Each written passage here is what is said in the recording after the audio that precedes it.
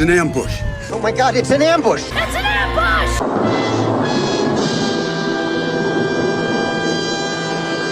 Of course! Good evening, everyone, and welcome to a Ambush Halloween Friday night stream with me and Undoomed on this creepiest of nights with my creepiest of background music, which is a little bit like Vampire the Masquerade Bloodlines, but it's copyright free, I swear. Good evening, Undoomed. How are you? Oh, I'm doing just great. How are you doing? Well, I have one half of my vampire costume. I'm getting as much mileage out of this thing as I can. I wore it last night for a stream. I wore it this morning for Midnight's Edge. I just ditched the cape for this because thematic. But happy Halloween, everybody out there in chat world. And we already have a super chat. Derek LaRue, holy cats. Thank you, Derek LaRue, as always, for your support and generosity. Very much appreciated. Let's see who else is here joining us. Jay Blizza was first. Hey, Jay Blizza, how's it going? Adam Nixon, good evening. Keeverdam, good evening. Wasn't watching Discord. It's okay. This was not really planned. It's okay. But at the top of the chat box, guys, there's a link to the Leukemia Lymphoma Society donation page. Please take a look at that when you have the opportunity, and if you can, donate. And even if you can't, if you can share that out on social media, that would be appreciated. Let's see, did I already say hi to Adam Nixon? Tack Alpaca, good evening. Miranda Stone. Oh my gosh, Miranda Stone is here. Guys, I don't know if you know about Miranda Stone, but let me tell you.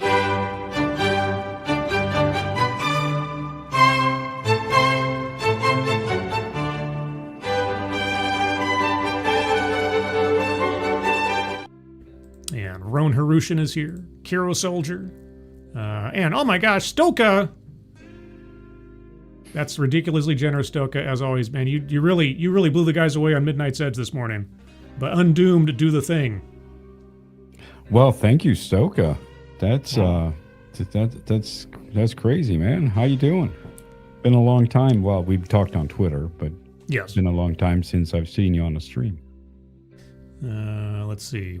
Probably get a morons fucking morons for that one. Let's see. Data Wasteland, good evening. Shio Gorath, hello. Kelly Hans, good evening. Thank you for being on tonight. I need to relax with my mom on hospice. Oh, man. Well, that sucks. Happy to keep you company, Kelly. We'll do our best. And Simon Willikins, good evening. And anybody I missed, anybody lurking, anybody in the future, like Tandemar, hello. But yeah, just kind of hanging out tonight. No big plan, no itinerary. Turn down the music just a smidge. Long day of month-end billing invoices and stuff, and just watched a vampire movie with my friend. A vampire movie I hadn't seen before, the Last Voyage of the Demeter. Oh, is that the new one, or fairly new? Relatively new. I think it came out 2024 or 2023. It's right. It's so it's not like a 20-year-old movie or something. No. It's a midquel in the Dracula novel because it's all about the voyage Dracula took from Romania to London on the Demeter, and it was only kind of a minor subplot in the book, where by the time the ship reached shore, everybody on board was dead and all that other stuff. So this tells the story of what happens there. Problem is, it's 2 hours long, and it's a story that maybe justifies 45 minutes, because there's not a lot of story there. They stretched it out a bit too far as I was concerned, but it was okay. I wouldn't recommend it, though, highly or anything. Mark Fields, our friend from Midnight's Edge in the Morning. Thank you, Mark. Happy late Halloween. Positive vibes to you all. Have a wonderful night. You too, Mark. Yeah. Thank you for popping in, and thank you for the donation. Appreciate it. Great. But yeah, we've been binging. I've been exposing my friend who has never seen most movies to a whole bunch of vampire movies over the last several weeks. So we watched. Haven't seen Dark. most movies. Oh, any movie except for Lethal Weapon. Like I was surprised to find out that she loves the Lethal Weapon movies. She's seen all the Lethal Weapon movies. But any other movie I particularly mention, she's like, I don't know. Like I said, have you seen The Hunt for Red October? And she's like, no. And I'm like, what are you, a communist? And so I had to force her to watch The Hunt for Red October last year. But so far we've watched Near Dark. Did she like it? I don't care.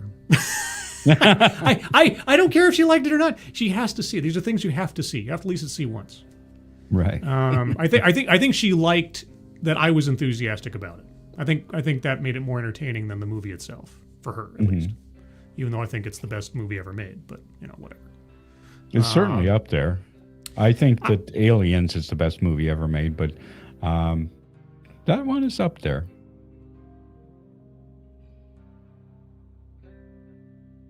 Where'd I go?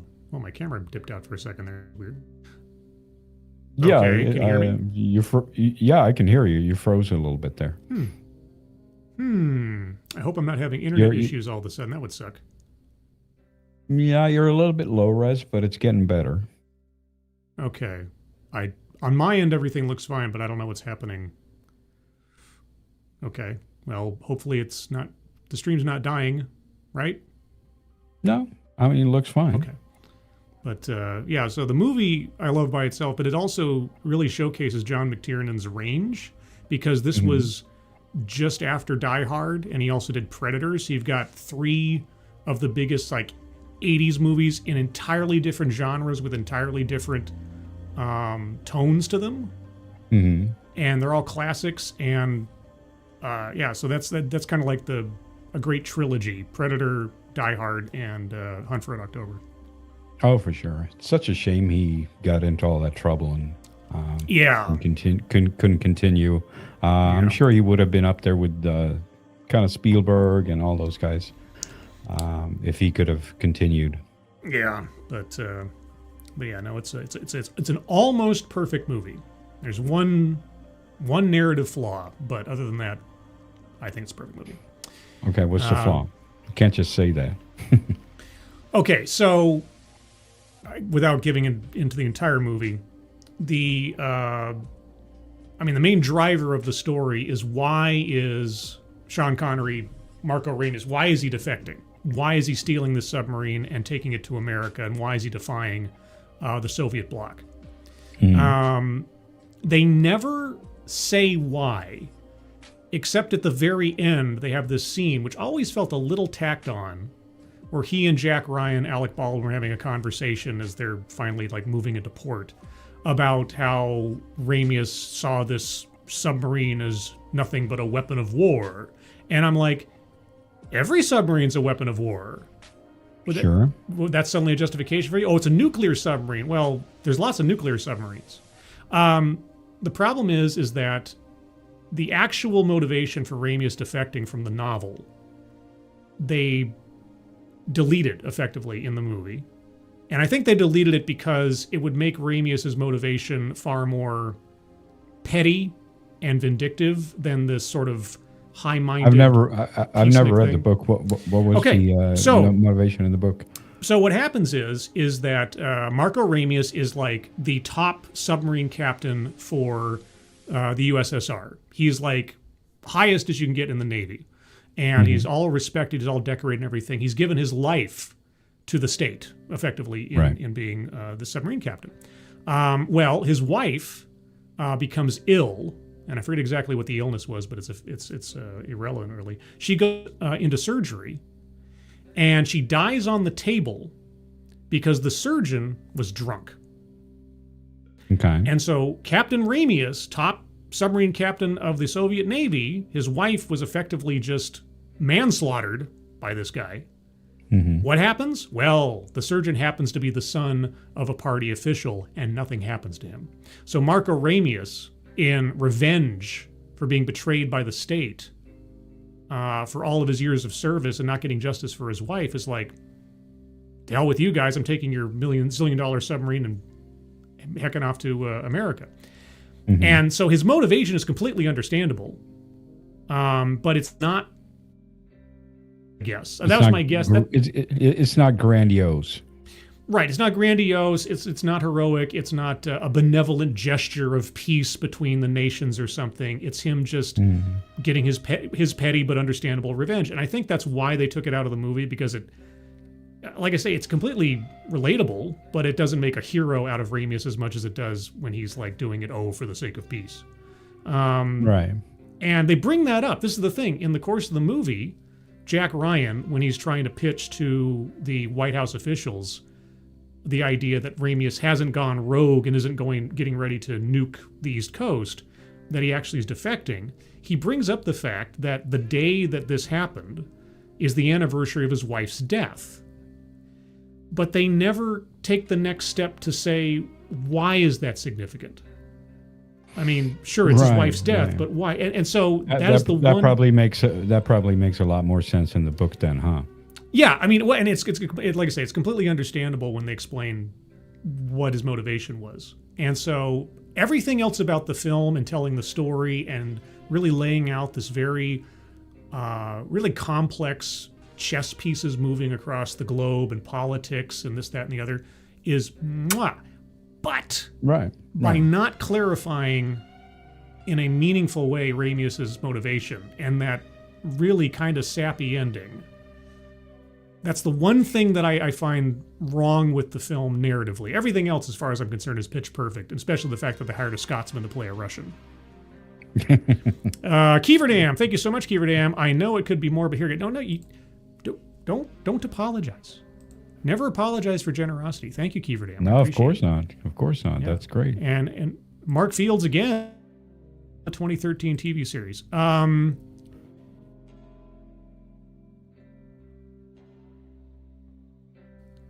Reese Myers. I think you froze there. Chat, let me know if he's freezing for you as well. Oh yeah, it's cycling. I don't know what's going on. I might have to turn off because if something's going wrong with streaming my camera. Can you hear me? Yeah, I can hear you. Okay, I'm going to turn off my camera. All right. Yeah, I don't know if that'll change anything, but maybe something's going goofy with streaming my camera right now. Anyway, everybody saw me. A 2013 series. Who starred in that? Yeah, I don't remember that. Yeah, because I remember there was a 2013 series with, is it Jonathan Rhys Meyers, the guy from Velvet Goldmine? I did watch some of that. But then there was that Netflix Dracula series where they just focused on Dracula being gay the whole time. Of course. Basically, I mean, that's basically what it was. It's like, Dracula's gay. Like, okay, great. All right. That's really helpful. Thanks. But Jesus Christ, Netflix can never not do that. They've been fueled ideologically for so long now. It's just basically ingrained in nearly every big project they do. And now they might be buying Warner Brothers, is the rumor. They're buying Warner? They are purportedly looking at, or they're exploring the possibility, I guess, of buying Warner Brothers. Because Warner Brothers isn't up for sale, but it's sort of it's one of those things where the guy, the son of, what's his name, Larry Ellison. Right. Yeah. Who I don't just remember bought, his name, but I know what you mean. Yeah, he just bought Paramount via Skydance. Mm-hmm. And then he was like, well, I want to buy Warner Brothers. Or how much is Warner Brothers for? And of course, the guy that runs Warner Brothers wasn't talking about selling. But he's milking the idea of people like vying for a sale price because that just sends the stock price up. But now it's sort of like a self-fulfilling prophecy kind of thing. And so now Netflix is like Netflix, and I think it makes more sense for Amazon to buy them, if anybody. But Netflix is apparently exploring the possibility. Amazon has enough. Well, no, they have enough. Netflix buy them. Oh no, I don't want Amazon to buy them. But I think one of the attractive things for Amazon is if you buy Warner Brothers, you get their library of films, you get all the film rights to Tolkien, rather than just some, which they were working with for Rings of Power. And you get one of the biggest music libraries on the planet. And plus that and the publication side of Warner Brothers and DC Comics, all of this would fit with Amazon's retail services really well, and their streaming services. Because they'd effectively absorb HBO Max, on and on. So Netflix, on the other hand, we were talking about this on Midnight's Edge. Like, what does Netflix get out of it? Well, they obviously get an automatic, gigantic library of content to put on Netflix, and then they also have the resources of a long-standing production studio to tack on to their own efforts to become a production studio. Because most of their movies, most of their like Netflix exclusive movies, for the most part, are kind of Redbox level worth of, content. So who knows? It used to be a lot better. It's a shame they kind of fell off. Mm-hmm. I guess got overtaken by the woke mind virus. Yeah. And I don't know. I mean, they used to be kind of forerunners, but that was a long time ago now, I guess. Well, in the streaming situation, where I read an interview with the I think it was Reed Hastings, the guy who founded the company, or at least part of the guys, and this was years and years ago, and they were asking about like, I think they asked him something to the effect of like, did you ever imagine you'd be sending movies over the internet? And he said, and I'm paraphrasing slightly, but he said, well, we didn't name our company Movies by Mail, we named it Netflix. Right. Oh, so yeah. Yeah.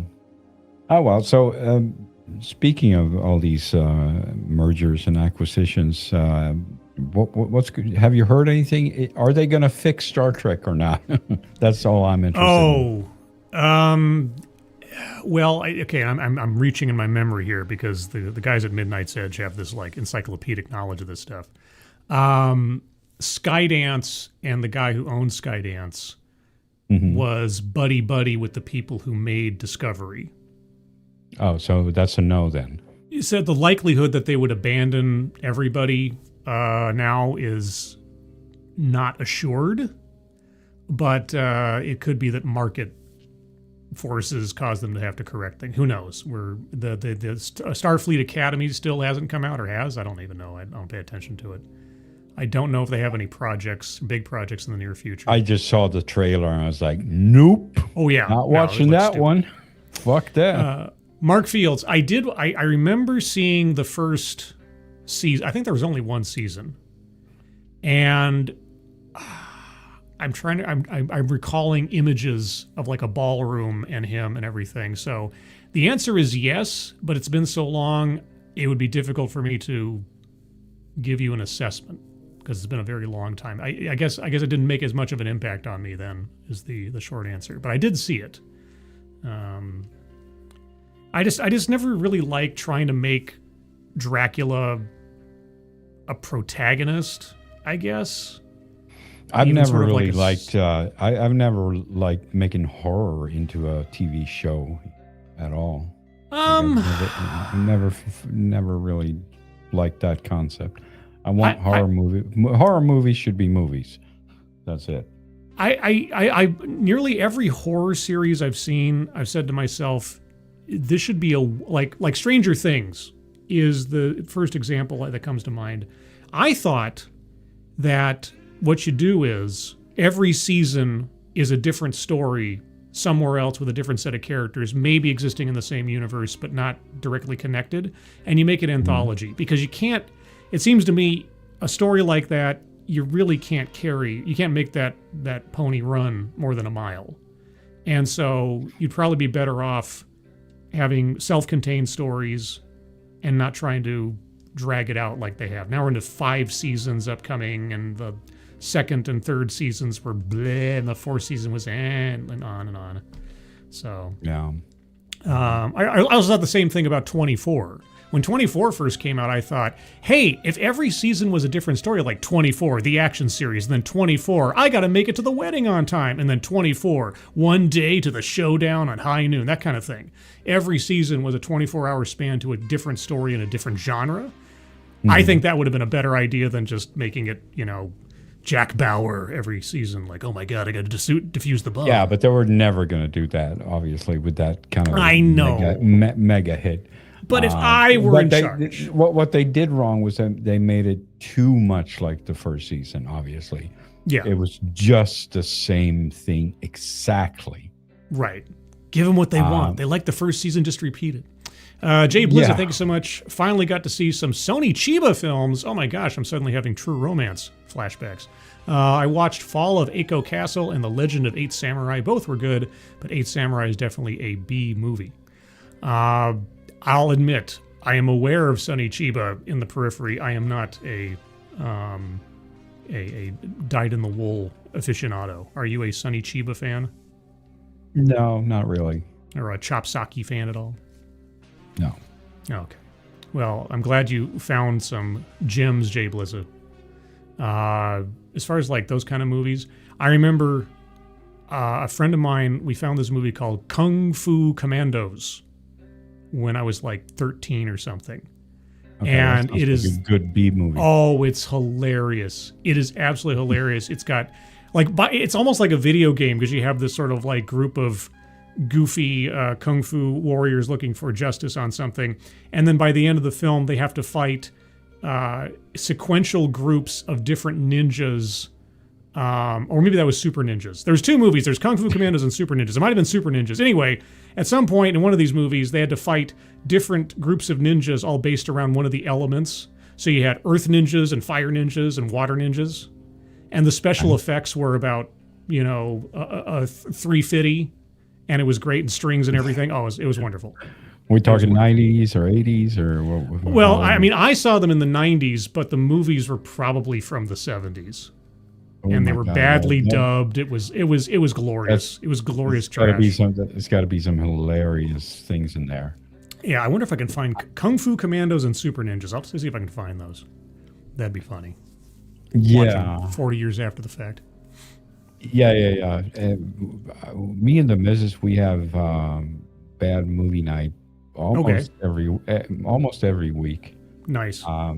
So we just do like the best of the worst kind of thing. Oh, I love those guys. Best of the Worst is great. We just watched the Halloween deal. That's like our Super Bowl every year, watching the Halloween. Right. Yeah, so we do that almost every week, and it's just so much fun with all those amazing bad movies. Mm-hmm. It's fucking great. Let's see. I'm gonna try something if you guys don't do that, you really got to get into those bad movies, man. It's so much fun. I'm gonna turn down the fidelity of my camera. That might have been the problem. Let's see if it keeps up. All right. Let's see if it keeps up here. 1 second. So I went from 1080 to 720. I don't know if that'll make a difference. If it starts cycling again, then I'll just turn it off and forget about it. All right. Well, it looks good now. Okay. Well, your fingers crossed. Knock Formica. So what's new and exciting in the wonderful world of Undoomed? Oh, I saw your thriller animation. Okay, tell me, for those of you that didn't see it, it's out on Twitter. I'll try to find a link here, retweet it out, but check my Twitter feed for it. But Undoomed created a thriller dance animation with the Undoomed. I mean, it's Undoomed. He's doing it himself. How long did that take you to make?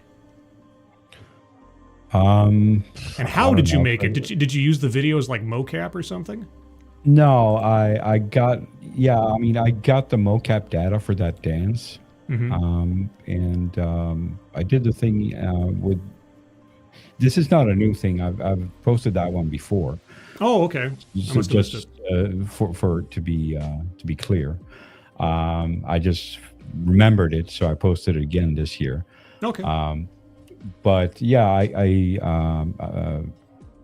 got the mocap dance, and I brought it into Maya, and then I exported the Maya models. I exported the model into sequential OBJ objects. Okay. And then I brought that into Element 3D in After Effects, and then I did the whole thing in After Effects after that, because it would just take it's just such a pain in the ass to render in Maya, and I just couldn't be bothered, so I just did it in After Effects.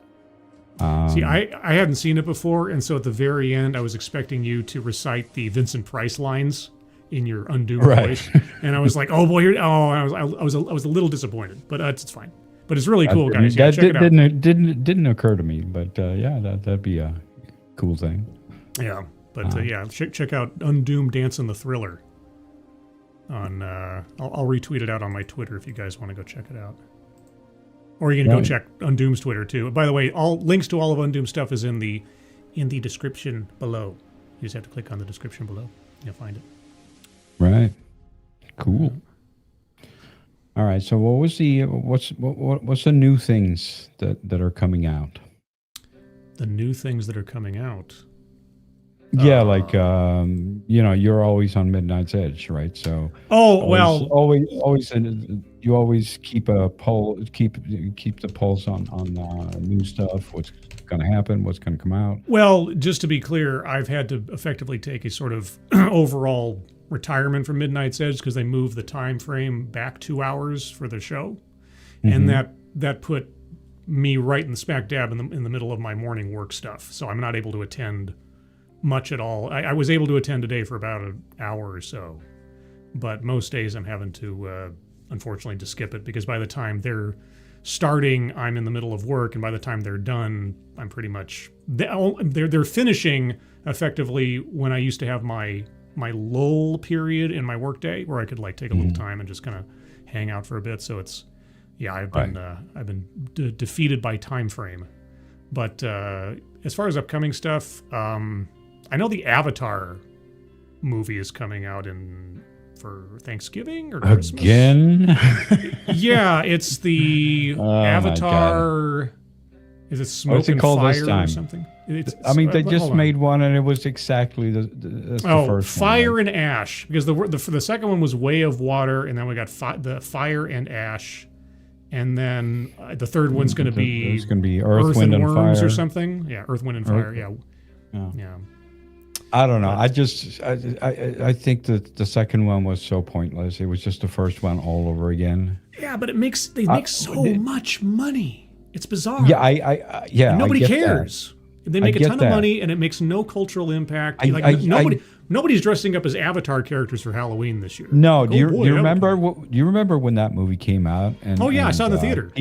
People were like, "Oh my God, I'm going to kill myself because I can't be a Na'vi," right? Remember that? There were people who were so depressed that they couldn't be Na'vis, that they were proto-furries is what you're saying. Proto-furries. They do that? I don't know anything about furries. Dressing up as a Na'vi is kind of like doing a furry. No, but they wanted to be Na'vis. Oh, I know. They want other kins and all that other fun stuff, sure. And they were like so depressed that was impossible. So they were like getting suicidal, right? I must have missed that story, but all things considered, I can believe it. That was a big thing. I don't know how long after it came out, but maybe 6 months after it came out, that was a big story. Like, oh my God, geez. Kids are depressed. They can't be Na'vi. That's holy shit. And now nobody cares. No. Which is and that is correct, because this was just the same movie all over again. They even recycled the bad guy. I wonder if that was the plan all along, because that seems retarded, right? Yeah, because he got killed in the first one, and then it's like, oh, now I'm alive again. But that? Now I'm a Na'vi. I've been resurrected. Like, why? That seemed like kind of like a Emperor Palpatine, the Rise of Skywalker kind of thing. Somehow muscly military man return. I don't even remember his name. This is the thing. These movies, you got James Cameron, you've got $1 zillion budgets, you got $1 zillion box offices, and yet there's nothing even approaching the kind of cultural impact or longevity to the popularity of those of that franchise than Star Wars or Harry Potter or anything else. And I'm always just bewildered. Like, is it the spectacle? Is it just the novelty of, it's a new Avatar movie, we have to go see it, like the next Saw movie comes out, but then nobody cares. I think it's a sense of obligation. Okay. Right? People are just like, oh, they brought a new. I saw the first one, so now I guess I have to see this one. Okay. Yeah. I mean, the CGI is top notch. I mean, it's pointless to even point that out nowadays. Yeah, I know. Every movie looks great. They throw a fucking 300 billion on it, or million, but it's of course it's going to look good. Yeah, it's not the T-1000 anymore. I'm so sick of hearing that when they critique movies. Like, it's beautiful. Okay. A painting is beautiful. I don't give a shit. Does it have a story? Well, yeah, I mean, I don't want to discount the amount of work and artistry that actually goes into it. Even a bad movie that has really good CGI, somebody spent thousands of hours doing that work. And so, well, of course, props to them. But when it comes down to it, if it's not I work in the industry. Yeah, so if it's not in service to a good story, then it's completely useless. Yeah. Or feels useless. It has to be a good story. I don't care about how good it looks if it doesn't really bring you anything, if it doesn't make you engaged in the story. I had this same similar argument back in grade school, oddly enough, when the Super Nintendo came out. And everybody's like, "Oh my God, it's got 16-bit graphics and everything else." And I would see these games they were playing, and they're really stupid. And I was like, "Well, Legend of Zelda is an 8-bit game, and it's a better game, even though it doesn't have super duper graphics, because it's got a solid game, it's got a solid story going on there, mechanics. So who cares how pretty it is if the underlying, foundation of it is just made out of sand?" So I've had that kind of mentality for a long, long time. And yeah, a pretty picture that's sitting on a swamp. Who cares? Yeah, I mean the definition of that has to be the Rise of Skywalker. It is everything is just, there's so many effects. They all look great. It's just bombarding you all the time. Yeah, you can't take every a breath second mentally. there's a new thing. Yeah, you can't think when you see it, and I think that's probably by design. I think it shows a lack of confidence in your ability to tell a narrative, because some of the best parts of the most memorable action movies are the quiet moments where you're seeing an interaction between characters, you're having a tense moment with the villain, there's not music bombarding you or explosions every 2 seconds. If you're having to distract the audience with bread and circuses for 90% of the film, then you don't know how to tell a story, as far as I'm concerned. Yeah. And that movie certainly doesn't know how to tell a story. I've never seen it. Never want to see it. I have no interest in watching it. You're probably better off. Yeah, or you are. I mean, I watched the first 2 films, and as soon as I walked out of Last Jedi, I was like, I'm done. That was it. I'm not going to watch anymore. I mean, I shouldn't say I never watched any more Disney Star Wars, because I did watch The Mandalorian. I did watch Book of Boba Fett. I was hopeful that these things were going to be the exception to the rule. Sure. And Mandalorian season 1, more or less, kind of was. Book of Boba Fett was an absolute treat. I enjoyed season 1. That was fine. Yeah. Because Jon Favreau knew what he was doing with the property, and he should have been running it in the first place. The season 2 was like, all right, now we're really starting to slide here, but it was all right. You could watch it, and then season 3, like, holy shit. I never watched season 3. As soon as I saw the little bits and pieces of what were coming out about season 3, and also learning what I learned about what was going on behind the scenes as to who was actually running it and everything, and they fired Gina Carano, I was like, nah, not even gonna bother. I just watched it to keep up to date with things. Sure. I don't like criticizing things that I haven't seen. Yeah, so, fair enough. If I'm gonna shit on something, I want to see it first, so I can be fair in that sense. Yeah, I can't shit on the series itself, but I can shit on everything that led up to the series and the decisions they made abstractly about it, and I just don't care. Yeah. And I'm not paying any more for Disney Plus. There's enough streaming services that I'm already paying for. I don't want to pay. I mean, if you're gonna pay whatever it is now, $10-12, I have no idea. Why not just pay for a VPN? So I'm saying. I got a VPN, but most of the places they detect, or at least the one that I'm using, they detect it and they say, oh, you can't play this, that, or the other. So whatever. Yeah, but I was thinking more about, where pirates go. Yeah,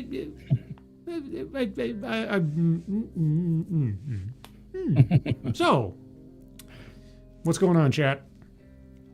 Oh my gosh, almost so many people. Let's get some. I think I might have missed something.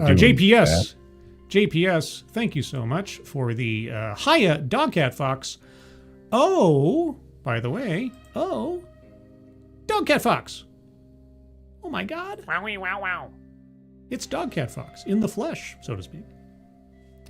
Thank you so much, JPS. Appreciate it. Let's see. Amanda Wolfchild. The first two Deadpool movies with a shit budget were much better than the big box office Deadpool and Wolverine with a huge budget. Not that I dislike Deadpool Wolverine. The first are just better. Yeah. I mean, I think I enjoyed the first Deadpool more because it was such a black sheep and kind of it was a movie that took risks. Heaven forfend you have movies that take risks anymore. And it was a movie that wasn't supposed to be made. I like the viral way that they got it pushed with the leaked footage and everything. And it was just fun. And again, you could tell it was made by people that appreciated the source material, which is something that is now a rarity. It was something different. It sort of broke new ground. That's such a cliche to say, but it was different from all the very clean Marvel movies that came out and all that. Yeah. It was R-rated, had swearing and and all violence. the good stuff. Yeah. Very much violence. Yeah, lots of violence, which is appropriate for the character. At least the character as that he's evolved over the years. I have in my comic book collection, I have the first Deadpool solo series, where the sort of the groundwork was laid for what became the fourth wall breaking character later on. So he wasn't. It was a lot darker and more noir in that first series than what eventually he became, more like a clown in a lot of places. But right, yeah. But movies that take risks. Give a budget, do something different, try something new, not just keep producing the same thing over and over and over again, or taking an IP and hiring people that don't care about the IP to make a movie on it. So what do you think about Denis Villeneuve doing a Bond movie now? As long as he's not writing it. Because he can direct and he can Does he write? Oh yeah, he wrote Dune. I believe he wrote The Arrival. Well, I know, no, not Dune the book. I'm talking about Dune the screenplay. Yeah, I get it, but he had a good thing to draw from there. Well, but he also found many ways to screw up the narrative, in my opinion. But if he's not writing it, and you get somebody who knows and appreciates Bond to write it, I don't think directors should necessarily write anything if they're not super geniuses. And either way, I just want to point this out. This especially applies to J.J. Abrams. He should not be allowed to open Word. Microsoft Word should be deleted from his computer. No. He should never write anything ever again. Yeah. Just saying.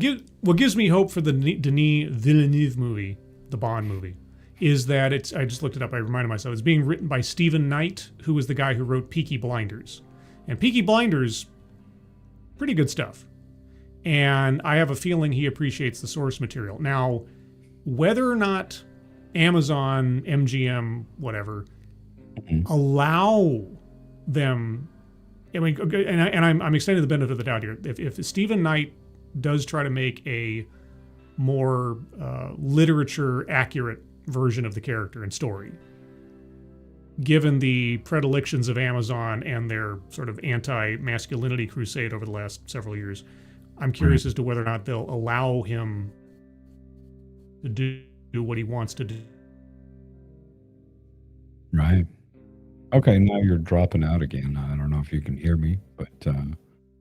I can hear you. Okay, as soon as I bring up... Okay, well, all right, I'm just going to quit the camera then. Stoka, again, holy cow, man. I love Dune. Dune your mom. No. Stoka, how you doing? Oh. Dune. You're Dune. He started it. I know. Thank you again, Stoka, man. So generous. That was crazy, man. Very generous. So yeah, I have hope for Bond under his direction and Stephen Knight's writing. That's as much as I guess I can say about it. But we'll see, because it's coming from the people who brought you Wheel of Time and Rings of Power. So yeah, I must admit I was kind of disappointed when I heard it. Not because I don't believe that Denis Villeneuve can't do a good job, because I'm sure he can. Mm-hmm. But more to the point that I feel that his talent will be wasted on this shit doing Amazon slop. Maybe. I mean, I kind of see Denis as a little bit like Zack Snyder, in the sense that he is a great like visual filmmaker, but I wouldn't trust him to also film and write something, or do a screenplay. No, but especially have to do. Yeah. Sure, but that's what I'm saying. No director should probably write. That's kind of hubris. But yeah. he is. I think he's a great director. I love his movies. Mm-hmm. And I don't know what your problem with Dune is, but I love Dune. Okay, I love Arrival. I love Blade Runner 2049. I love it all. Real quick, Read by Nature. Wasn't Stephen Knight the guy who had to drop out of Netflix Daredevil? No, that was Stephen DeKnight.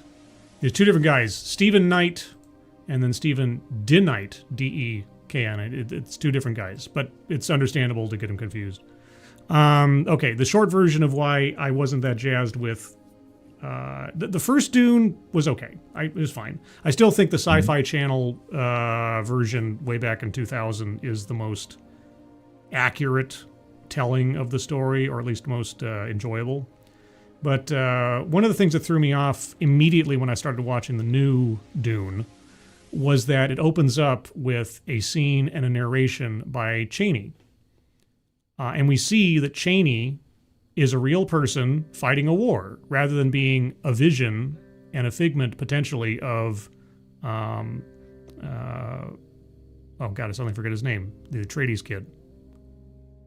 Paul's, yeah. The Chaney was supposed to be a mystery, a figment of Paul's dreams, but she's made solid and a known quantity even before we meet Paul in the narrative. And I thought that kind of robbed some of the mysticism, mystery, Paul's psychic whatevers from the story. And it also centered a completely different character before we even meet Paul. And I thought that, when I first saw the movie, I thought that seems off to me.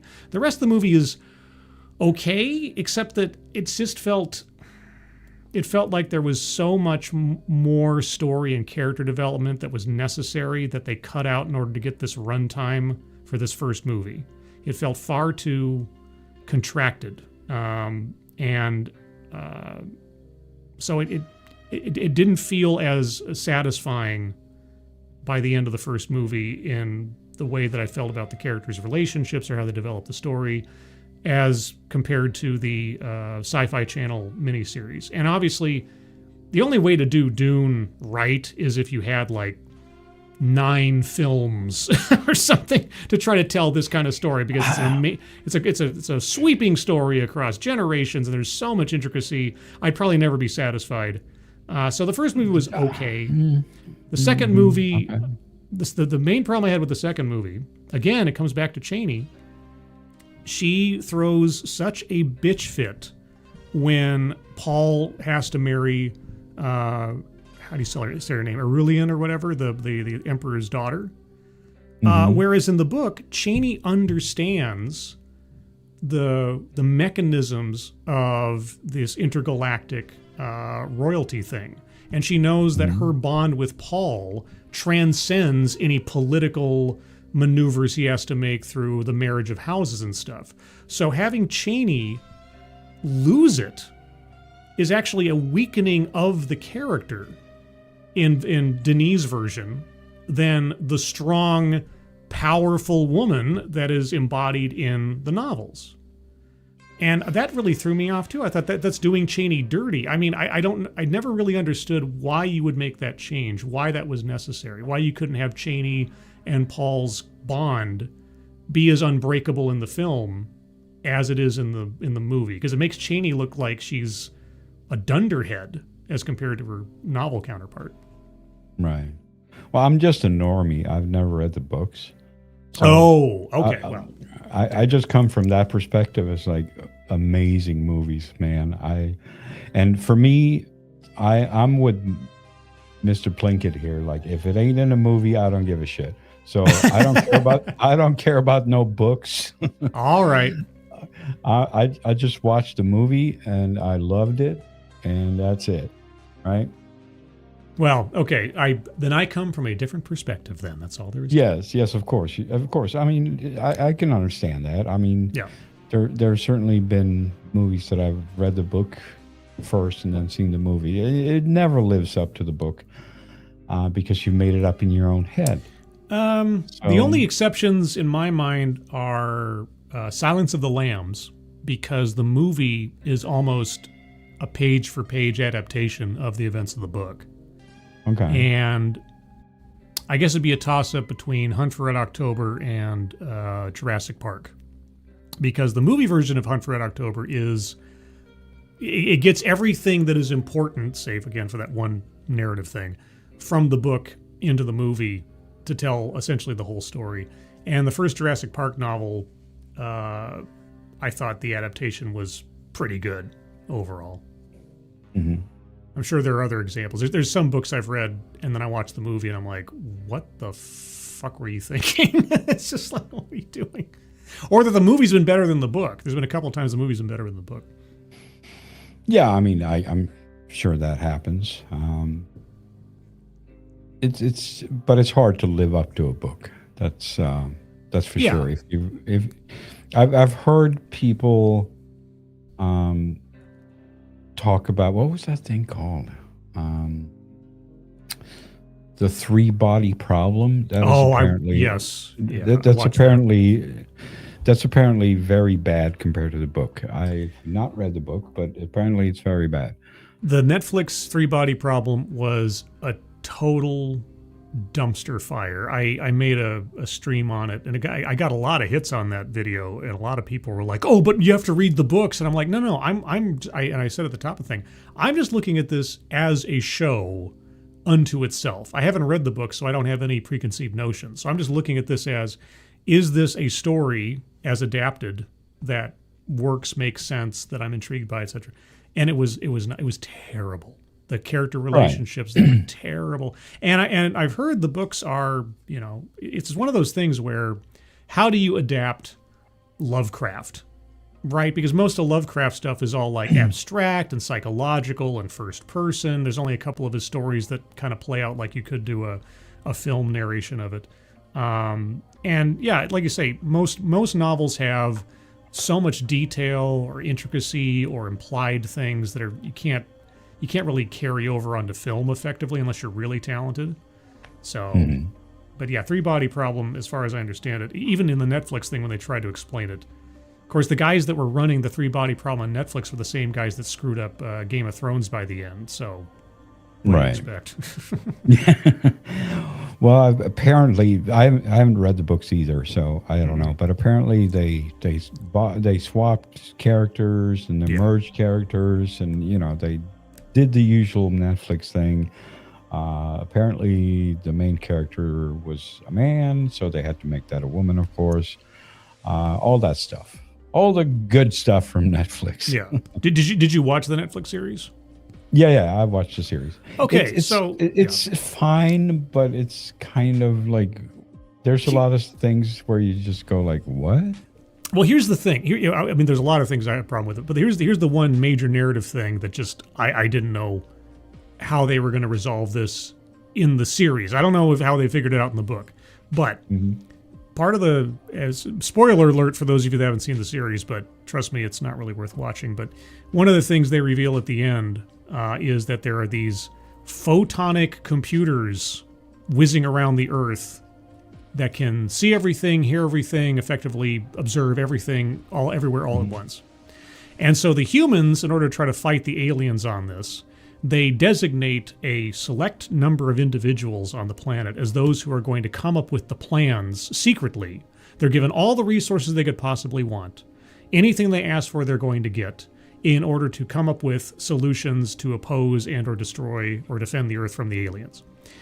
And I'm like, that can't work. That guy's going to ask for a lot. That guy's going to ask for a lot of heroin. That's what. Well, no. It's not that. It's not that. But you're sure. But here's the thing: if I'm designated as this savior potentate with access to everything, and it's like, okay, you go out and in your own mind come up with the solution to this problem. At some point, I'm going to have to translate that into a physical event. Right? If I say, okay, if in my own mind, without writing anything down, I come up with the solution to fighting the aliens. And it's like, then I start ordering stuff. And I start building a thing. And if these little photonic computers can see everything, hear everything, even investigate emails and stuff, then they're going to find out whatever I'm planning before I'm done with it, because there's no way I can't eventually have to translate that over into the tangible world and talk to somebody about it, because I can't do it by myself. There's no way. So it doesn't make any sense as to how that would defeat this alien monitoring. Right, but I mean, you're totally right. But also, I just thought it was such a crazy idea that okay, we're just going to take these 3 people and we're going to give them unlimited power, like Palpatine says. Yes. And you can do whatever the fuck you want, just figure out a way. Like, okay, these guys are just going to order porn and at some point. It's like, I swear they're going to just, or they're just going to invade Poland or something. Yeah. Excuse me, sir. This alien invasion in the series is like 200 years in the future. And so he's going to be like, fuck that. I'm going to be dead by then. I'm going to just seize control of the planet and be the dictator of Earth. Fuck that. I'm going to be dead.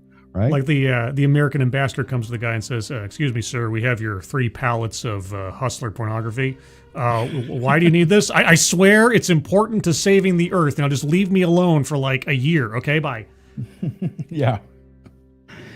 It was weird, and I must have missed something when I saw the series, because when that photonic computer, is that what it was called? I think that's what it was called. Yeah.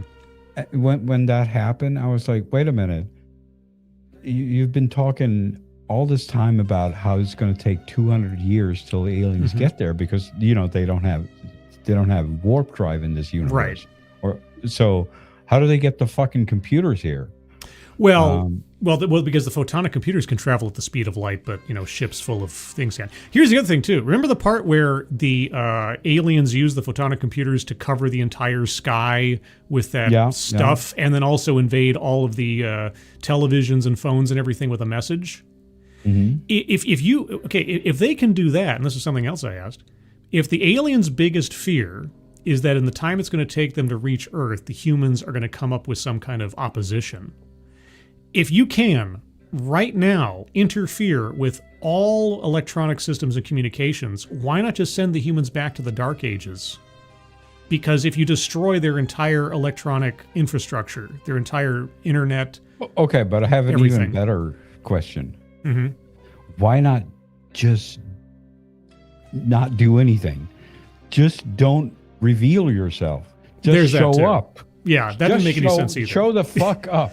Yeah. Like, why are you like, here, we're going to come in 200 years, so, maybe do not prepare for us. That'd be good if you could just not do anything for 200 years. Yeah, why they give themselves away? That never made any sense either. It's like, okay, well, if we can get the scientists on our side to help us, like, you are an intergalactic super alien species. Why the hell would you need human scientists to help you do anything?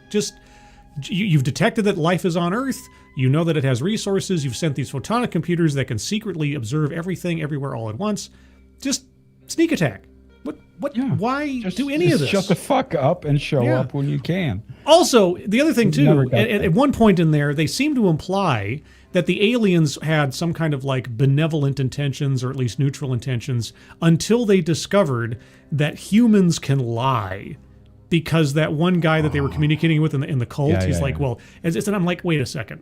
How does a super intelligent, spacefaring species not understand the concept of deception? That is such a tired Star Trek cliche. It makes no sense whatsoever. Besides the fact that the aliens were keeping information from the cult, so they know what deception is. Like, what the... Yeah. What do you mean? What is this lying? Yeah, that's such a Star Trek cliche. Anyway, Three-Body Problem, terrible series. Watch it. Yeah. And from what I hear, obviously, again, I haven't read the books, but from people who have read the books, apparently the books get worse as well. So there's that. Yeah, I don't know how you... I mean, honestly, I'm amazed when a writer or an author can maintain a complex and intricate world in a reasonable fashion over the course of several different novels. You know, like J.K. Rowling, I don't even know how a mind works like that to world build that extensively and so intricately. Robert E. Howard in his Conan books, because he built the world before he started writing the stories, which is a smart way to do it, because then you just have a sandbox to have your characters play in. But it always just boggles me. But I also see the pitfalls of trying to build such an intricate thing that you paint yourself into a corner in paradoxes and contradictions and trying to keep everything consistent. Yeah. Yeah, it was a weird show. Yeah. I also didn't understand why it would help them to send a human head somewhere in space. Like, oh my God, that whole thing. God, that character was such a stupid, useless simp. His only purpose was to die. His only purpose in that narrative was to get cancer and die and have his head shot off into space. Like, okay. Yeah, but I must have looked away when they explained that because I never got it. Like, okay, what's this going to do? They were sending him, they meant to send his whole body as like an ambassador, to spy on the aliens. So you're going to send a human body in a capsule. I mean, before they got to the head part of it, human body in a capsule across millions and millions of miles. And you know that the trajectory that you're sending this body is not going to encounter any asteroids, any micro asteroids, is going to, whatever is going to survive this trip to be captured by the aliens, and the aliens aren't either going to just immediately destroy the capsule or dissect this guy. No, he's totally going to be a spy that's going to tell us something somehow from 200 light years away or whatever the hell it is. Like, so silly. Yeah, but he obviously that was never going to work. No, they're 200 years away, so he can't live that long. No. But then they're like, yeah, let's just send a head. What? Yeah, but they could probably reanimate him. What? You're not making any sense. Are you up? I'm getting a message here saying that you're uploading something. What? It says, Undoomed has low browser's space on their device. This may affect their local recordings. And it says you are uploading, but you have low disk space. I'm not recording anything, so I don't know why this is saying there's a recording in process. Where are you getting this from? On the StreamYard control panel thing. I don't understand. I didn't hit record. I'm just streaming. This is bizarre. I can't record in your studio. Recording so that's in process. Yeah, I don't know what's going on. I think StreamYard might be shitting the bed a little bit. That might be part of the reason why my camera was going goofy. I don't know. Right. But as long as people can hear us, if I have to delete this off of my thing later to save space, so be it, whatever. It'll be on YouTube. Sorry for that interruption, guys. I just had no idea, and I wasn't sure if this was something that Undoomed was aware of or something. Yeah, I can see that uploading recordings something beneath the screen there, but obviously I can't do anything with it because it's your studio. I didn't set this up to be a recording, or at least not any more so than usual. So anyway, as long as you guys can hear us, as long as we're live, we can all be sorted out later. I just have to say that Lesser Logic sent this thing probably 10 minutes ago, where he said that we had a good time when we had Stargate and what was it? Let me find that thing. Obviously, I'm the best, the most the biggest Stargate fan ever. There we go. I remember Sci-Fi did that. Yeah, the Dune TV series. I love Battlestar Galactica, Stargate, and Farscape on Sci-Fi. What an era! Yeah, that is such a good trilogy, right there. I was a little Battlestar Galactica started to go a little wonky at the end. I think a lot of people thought it went wonky at the end. It felt like they didn't know where they were going. Well, I think they were stretched. They were stretching it. Yeah, especially the fact. My favorite part was how the opening of like the first 2 or 3 seasons or something was, and that the Cylons and they have a plan, and then they get to New Caprica and you find out the Cylons never had a plan. Like, oh no, they never had a plan. That was funny. You know, Ronald D. Moore admitted that it was just something he thought sounded cool, and he just let's throw that in there. But yeah, then they found out that no, they're fucking morons. Yeah, they don't have a plan at all. Yeah, I remember when that first episode showed up and you see the Cylons meeting and you find out they don't know what the hell's going on or what they're going to do. And at first I laughed because I'd been like led to believe there was some like grand conspiracy that had been pre-planned for this. And then I thought, okay, they wrote themselves into a corner. That's what they did there. It's like, oh no, it's all hat and no cattle on that one. Yeah. But great show. Awesome in you know every regard except for the stretching in season 4. Yes, I guess. The stretching. I have to confess, except for like here and there, I never watched Stargate to any meaningful degree. Or Farscape, because this was happening while I was in college and I didn't have cable during that time, and so I didn't get a lot of opportunities to watch that stuff. And by the time, Stargate is by far the best show that has ever been made. Yes, it's better than Star Trek, better than any movie that's ever been made. You know, it's just the best. So you're missing out. Obviously so, because my favorite TV show of all time is The Shield, only followed up by Deadwood. But right. I've never seen The Shield. I think is that a spy thing or something? No, it's a cop show. It's FX.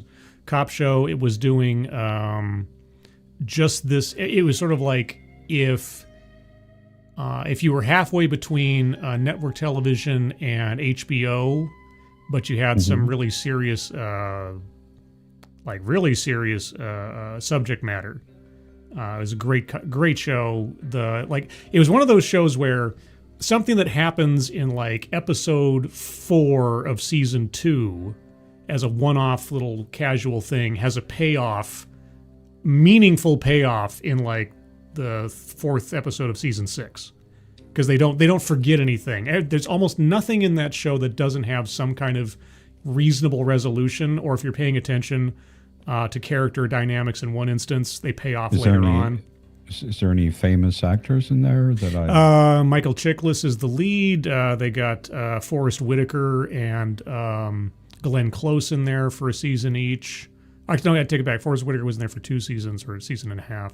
What was the name of the guy that played? Oh shit! And there's a lot of really good actors in there. A lot of good character actors, people you'd recognize.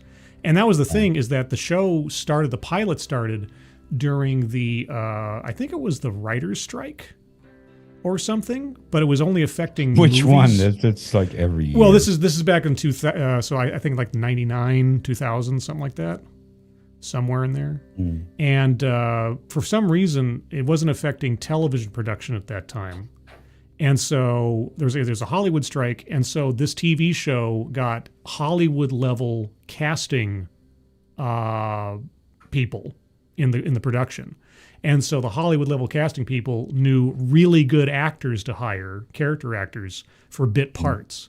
And so even the smallest parts in that first episode were portrayed by top level actors.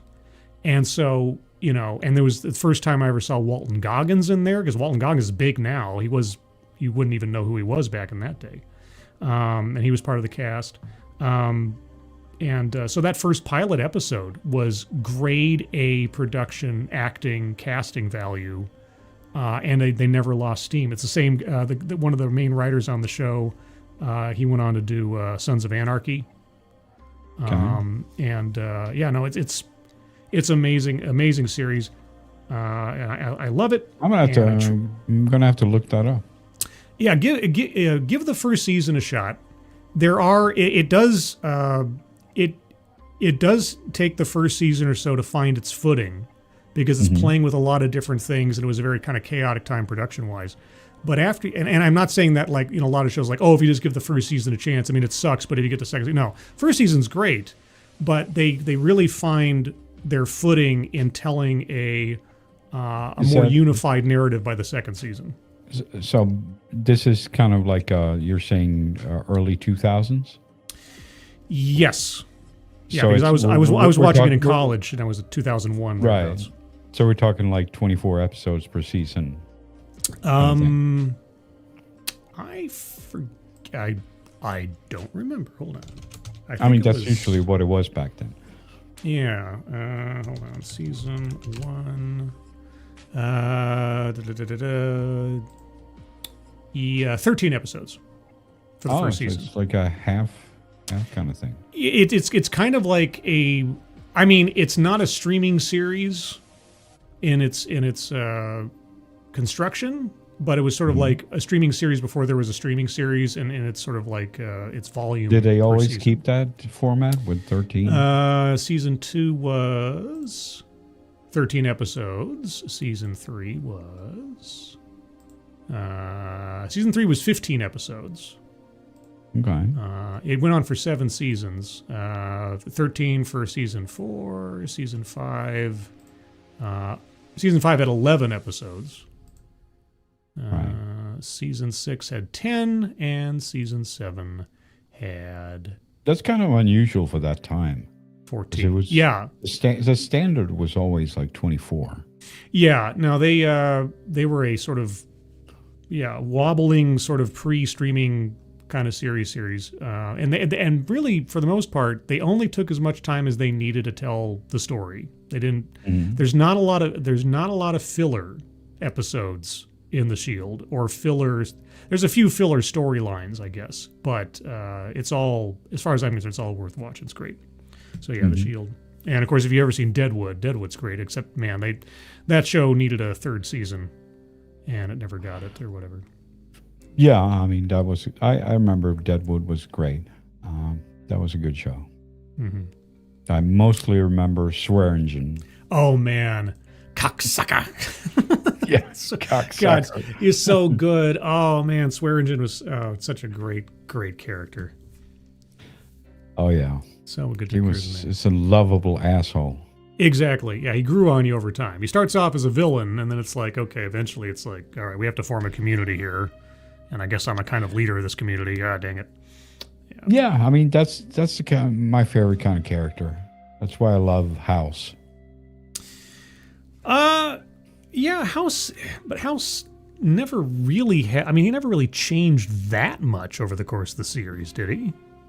No, which was good. I loved the fact that he was a lovable asshole, and he was just... He never changed. That was good. So Swear Engine's humanity definitely evolved over the 2 seasons. Well, okay, I could have done without that.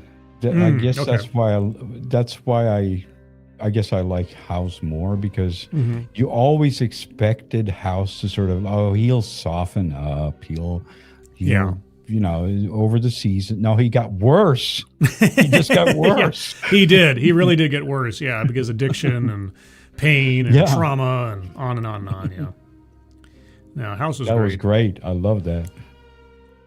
I liked how I think the best part of House is that they had a rotating cast of assistants to play off of. Yeah, that was kind of a bold move. They just sort of, let's fire everyone. Fire everyone except House, and then just get new people. You really got stuck on that first team, and then it was like, well, we can't evolve House, and if we keep evolving these characters, these side characters, then they're eventually just going to round out anyway. So we have to bring in fresh blood all the time to have House chew them up. Yeah, that was a smart move, because they probably could have just continued that with the original cast for however many seasons. Maybe, but I don't know. I don't know if those personalities realistically, and obviously in the show they didn't, could put up with him perpetually. They had to take a break. They had to have come back, go away and come back again. Like Chase. Chase became House 2 by the end of the series. So the team was allowed to evolve quite a bit, but House never was. No, of course. Yeah. But they could have written it so that could have happened if they were like driven completely by greed. Sure. And usually that's what happens. They're just like, oh, we got a working concept. Just do it again, right? Yeah. Read by nature. Generally don't evolve your main character on detective shows, almost like a sitcom. Yeah. Paul Chatto talks about this a lot. It's like you have to have everybody end up at the end of the episode where they started at the first part of the episode, because you don't have your characters evolve in sitcoms and TV shows and stuff, unless it's part of some IP where that's part of the character's arc. Because then if you have an arc, you have to have an end, and if you want a show to go on, you have to have the characters be relatively static. Well, I mean. The thing is, House has an arc. It's just a negative arc. For the gets worse. He gets worse. The descent of House, yes. Yeah. So I thought that was brave. That was. Amada, House grew a bit, but not much. It was great. He was older and angry about his leg and set in his ways. Yeah. Yeah. Yeah. And you could, I mean, obviously he was a moral man. You could see that because he was obviously there to, over and over again, you could see just a little bit of his armor getting, chipped away by a cute kid or someone in trouble or someone that was sincere or whatever. But then he'd always come back around to hitting his reset button and being back to just a cold jerkwad, moving on. Yeah. Yeah. All right. I have to go pee and stuff. Okay. So could you talk to the chat? I'll figure it out.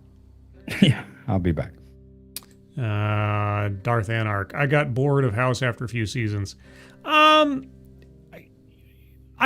could see having to take it, no pun intended, in doses. If you tried to sit there and binge the entire series, it would probably turn into a giant sardonic blur pretty quick. But yeah, it's not for everybody. They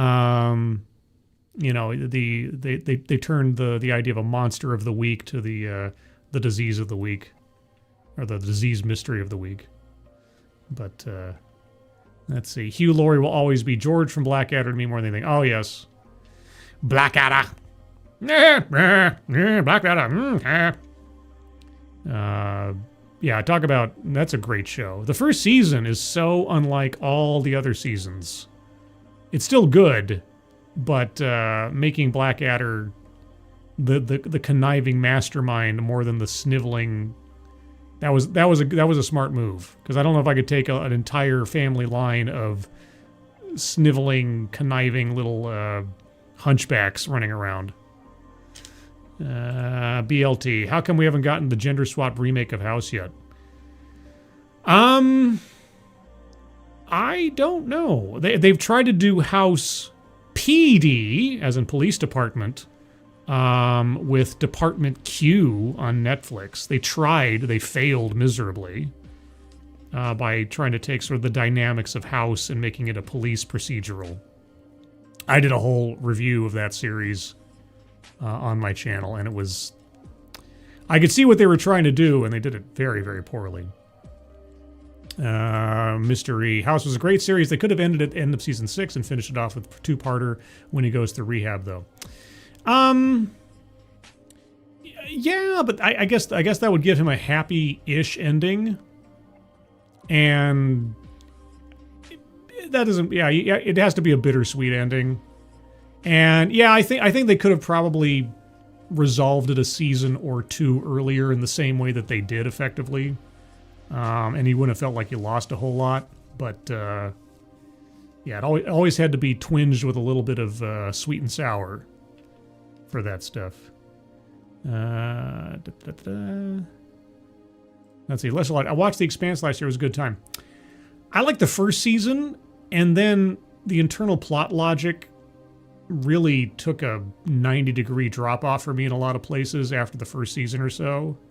Like the motivations of the aliens and some of the other, and you can only get away with, the aliens' logic and intentions are far beyond our understanding as an escape for that to a point. So I started to become frustrated with some of the either the contradictions or the drop in internal logic. I wish I could be more specific, but it has been a while now, so I'd be hard-pressed to...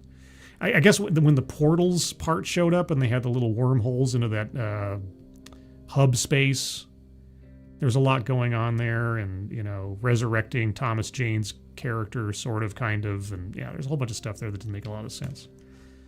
It's kind of like the problems I'm having with The Diplomat right now on Netflix. I had some problems with the first 2 seasons, but the 3rd season is an absolute, like, what the hell were you thinking? You take 2 seasons to establish these 2 main characters as these political animals and chessboard of politics and diplomacy geniuses, and then they have this cliffhanger at the end of season 2 that puts them in a position of knowing that the President of the United States has arranged a war crime that has killed 41 British military personnel. And rather than understanding, we need to stay as far away from this person as possible or turn them in, they decide to lash their themselves to her sails without explanation as to why, even though they had to know that if they, 2 political operators, could figure out what had happened and the conspiracy, real investigators, real investigative journalists or somebody could probably figure it out too. So in this instance, we know the president has conspired and arranged for a war crime to take place against one of our greatest allies. So yeah, let's vie for a position as her vice president. No. Because at that point, then you become part of a conspiracy to cover up a war crime that killed 41 military personnel of your greatest ally. Why would you do that? And in the information age, how can you not know that would not come out eventually and you guys would look like the villains, which you are at that point? And they never had a conversation where they weighed the contingencies. Everything else after that, they talk about the contingencies of making this decision or that decision. And yet somehow they just decide to be idiots in the first episode. And so everything that comes after that, it's like, this is your fault. You chose this. This crisis, this catastrophe that you're now involved in, this is a result of your stupidity, identifiably where your stupidity happened. And so trying to have sympathy with the characters after that point is absent. It's gone. Because I'm just looking at them going like, you did this to yourself. Every single time it's like, oh, hello. I was just ranting about a different Netflix series. No, I could hear you. Okay. I know. Oh, you were listening to me while you're going to the bathroom. That's kind of creepy. Okay. Yeah, I got wireless headphones. Oh my gosh, we're in the 21st century. I still have wires on me. Oh my God. I'm such a Luddite. I could hear. I wanted to insert that you were talking about a cop show that was like House. So I wanted to insert Backstrom. Did you ever see that? That was a cop show that really tried to make it like a cop that was House. Backstrom, is it? Oh, it's a Swedish TV series. Never heard of it. No. It was. They made an American version of it. Oh, they did. Okay, I never heard of either one. Backstrom. Who starred in it? Rainn Wilson. Rainn Wilson, right? Okay. No, I never even heard of it. 2015. It was pretty funny. You know, it was maybe a little bit too comedic, but. It wasn't Sledgehammer or anything. In its defense, House was like a comedy the first season as well. So yeah, I get it. It was I was laughing my ass off. I thought it was a comedy the first season. It was just nonstop comedy. I've never heard of it. Who put it out there? Fox? Okay, 2015 Fox Television, 1 season. Okay. Yeah. Yeah. Didn't make it past season 1, but I don't know. I liked it. He was an asshole, and he was very much like House. So I think they probably took a lot of inspiration there. Yeah. Well, Department Q really, really wanted to be House PD, but it was just, again, plot logic. It's like they have to make, if you're watching a show where the characters are portrayed as highly intelligent, professional whatevers, and you as an audience member can make a connection to something before they do, and they never make that connection until the last episode, it takes away all the verisimilitude of it. It just your suspension of disbelief is gone. And there's one glaring like bargain basement detective 101 element in the narrative in like the first 2 episodes that I'm sitting there going like, you're going to look into that, right? And they just keep not doing that. And then by the last episode, they make that connection, which I was like, but why wouldn't you have, what? And that was just one element of everything else. It's like, well, if the missing lady's mentally challenged brother keeps drawing this symbol over and over again, gosh, maybe that's significant. Nah, we'll go on over here. Like, what are you doing? God, do you think it could be a logo for a business? Nah. There's no way to research logos in any kind of registry or something. Anyway. All right. Well, that sounds frustrating. Yeah. So when your house genius detective guy is a moron, the first episode. Yeah, but that is the problem with a lot of writing. You can never be smarter than the writer, or the character can never be smarter than the writer. Mm-hmm. That is exactly. It's not really. I'm not saying that as a rule of writing. I'm just saying that as a law of physics, basically. Yes, exactly. And there's a great line though, and I always think about this when it comes to like trying to use creativity or imagination. There's this great line from Gene Hackman in a movie called it wasn't The Score. It was oh God. Anyway, he's playing a robber. He's playing like a thief, and Danny DeVito's in it too. And somebody asked him about a job he pulled one time back in his illustrious past. And he said, how did you figure out how to do that? Or how did you get past this, that, or the other? And Gene Hackman says, well, I imagine a man smarter than myself. And I ask myself, what would he do? And I was like, that's a great line. I don't know if it makes a lot of sense, but it's interesting logic problem or a mental exercise. All right. Yeah, I was like that's great. That's probably what Alex Kurtzman does. Oh God, that guy. He just imagines that he's so smart. And then how can somebody fail upwards so well? Oh God. Yeah, I do not understand that. That is why. Remember when Hollywood cared about money? Those were the days. Remember when Hollywood cared about quality? I guess I shouldn't be because of the way the world works, but I'm constantly bewildered by people who are just obviously not worth anybody's time, but are ridiculously successful. You got Kurtzman, you've got Hassan, Piker, you've got these guys. It's like, how is it that this is the definition of success? This is the definition of becoming famous, millionaire, I don't never understand it. Why do you give these guys the time of day? Why? I can't understand it.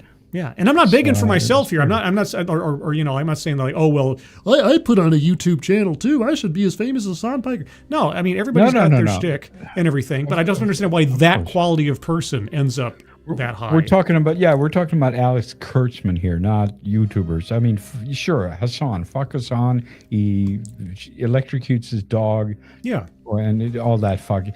He's a fucking disgusting person, but right now we're talking about Alex Kurtzman, and he's just an imbecile. He can't. Have you seen the interviews when he was talking about Section 31?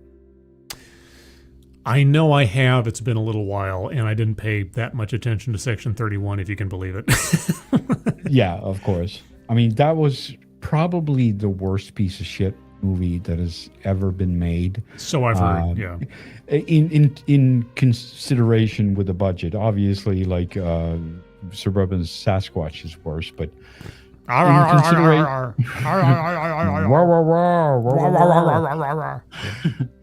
but if you take into consideration the budget, that was probably the worst piece of shit. Well, it was supposed to be a series. It wasn't supposed to be a movie originally. Well, they probably figured out that this is shit. Yeah. But then they'd already sank like $100 million into it by the time. And they still made it, yeah. They figured that out. So it's like, okay, well, now we've already built the sets and we've already hired all these actors and built all these 3D models. And well, what do we do? Well, I guess let's just make a fucking movie. The most telling thing I ever saw of Kurtzman was when he was interviewed about directing The Mummy with Tom Cruise. Okay. And it's he effectively admits, and this isn't like a secret or nothing, that at a certain point he was so weak-spined that he effectively handed over directing powers to Tom Cruise. And you see him talking about this as though it was like, it was such an amazing experience working with Tom because he's so knowledgeable. And I'm just looking at him like, you are a total cuck. And I mean, there's a lot of problems with that production, but you did not direct that film. You just kind of bent over and let Tom Cruise lead the way. And like, why would you do that? You got intimidated by your actors. He's an employee. I think he was also a producer on the things that might have been the leverage he had. But at the same time, it's like, dude, just what a yutz. Yeah. Why do you keep giving him money? Why do you keep giving him projects to do? Yeah, exactly. He's fucked up everything he's done. I guess you'd have to go back to. Well, I guess he fucked up. Well, I can't remember. Lost? Was he in Lost? Did he do something in Lost? Hold on. Let me look up the illustrious career of Alex Kurtzman. Let's see. So what was he involved in? He was the writer of The Island. He was amazingly enough the writer of The Legend of Zorro. He wrote Mission Impossible 3, which is actually one of the Mission Impossible I really liked. He wrote Transformers. I've never seen that. Mission Impossible 3? I hate Mission Impossible. I like the first one was good. The second one was garbage. The third one, the villain was played by Philip Seymour Hoffman, and he does a legendary job as the villain. It's great. It's great, and I can imagine he was good. Yeah, it was directed by J.J. Abrams. So, of course. Yeah, because it did have a mystery box, but it was a reasonable mystery box. It didn't become the end all be all. Let's see. He wrote Watchmen, or uncredited writing Watchmen. He polished the script some or something else. Wrote Star Trek, Cowboys and Aliens, The Mummy. He directed, quote unquote. He was purportedly the writer on the story and produced. Amazing Spider-Man 2 he wrote, which sounds about right. Oh my God. Star Trek Into Darkness he wrote. Wrote. And on television, wow, okay, so he was a writer and executive producer on Hercules, The Legendary Journeys, and Xena Warrior Princess, and Jack of All Trades. Alias, Fringe, Hawaii Five-0, Lock and Key, Sleepy Hollow, Limitless, Star Trek Discovery, Star Trek Short Treks, Picard, Clarice, The Man Who Fell to Earth. They remade The Man Who Fell to Earth as a TV series? That's the first time I've heard it. That's the first time I've heard it. Who was in that? Starring, the guy who I never pronounce his name, Chiwetel Ejiofor, Naomi Harris, Clark Peters, Bill Nighy was in that? Kate Mulgrew? Wait, what? Kate Mulgrew was in The Man Who Fell to Earth? Captain Janeway? Janeway was in this. What? Okay, hold on. Based on the 1963 novel by the same name by Walter Travis, it is a sequel to the 1976 film starring David Bowie, a sequel TV series to a David Bowie film. And Bill Nighy is playing the David Bowie character. Sorry? Wait, what? Bill Nighy, the science guy. No, Bill Nighy, the Davy Jones from Pirates of the Caribbean. Not Bill Nye. Bill Knight. Hold on, I'll bring up a picture. Hold on, 1 second. Okay, let me share a screen here. So this is Bill Nighy. He looks vaguely familiar. Yeah, he was in the Underworld movies as like the super vampire guy, Victor or whatever. And then this is the guy whose name I can never pronounce. That guy. Oh, is that the guy from Tenet? No, this is the guy from. Let's go down to his. He's been in a zillion different things. He was in Amistad. Let's see, Four Brothers. Right. Inside Man, Children of Men, American Gangster. I've definitely seen him. I guess I'm mixing it up with that. Yeah, he was in The Martian. He's in The Martian? Oh. Yeah, he played one of the NASA guys. Or was he one of the astronauts? I forget. Oh, was he the guy with the dreads? I think that was Donald Glover. Oh. Venom: The Last Dance, The Life of Chuck. Doctor Strange. Oh, he was Baron Mordo in the Doctor Strange movie. Okay. Television. The Man Who Fell to Earth. Well, I do recognize his face. Yeah. He was. I remember he was in Othello. I saw that part. Or I saw a picture of him doing Othello, I should say. Did he do the movie version? Because there was a movie version. Or was that Lawrence Fisher? I forget who was Othello. Played Othello. Anyway, I can't remember. Anyway, so yeah, The Man Who Fell to Earth, the TV series by Alex Kurtzman with Kate Mulgrew and Davy Jones. Kate Mulgrew. That's crazy. Yeah. She was in that Orange is the New Black. Orange is the New Black, right? As the Russian lady or whatever. I've never seen the series. I just knew. I watched the first 2 seasons, I think, because my girlfriend at the time was really into it, and so I kind of got led into that. And it had I guess because it was such a relatively original idea at the time, it seemed like it was interesting, but then the narrative, and I can accept a flawed main character. If your protagonist is flawed, that's fine. I even love anti-heroes. Anti-heroes are fine. I'm a big Punisher fan. But if you have a character who is just completely unlikable and obnoxious without any redeeming quality by the time you get to like the second season or whatever, it's like I don't even care to see this character succeed. It's like you're getting everything you deserve at this point, and I have no sympathy for you, so why do I care about your fate? I hope it's terrible. Goodbye. That's kind of how I felt about the character by the end of the second season. I was like, I don't care anymore. Right. Yeah, you brought this on yourself. It's like whatever sympathy or like, oh, I'm a Job-like figure that's having all this stuff befallen on them.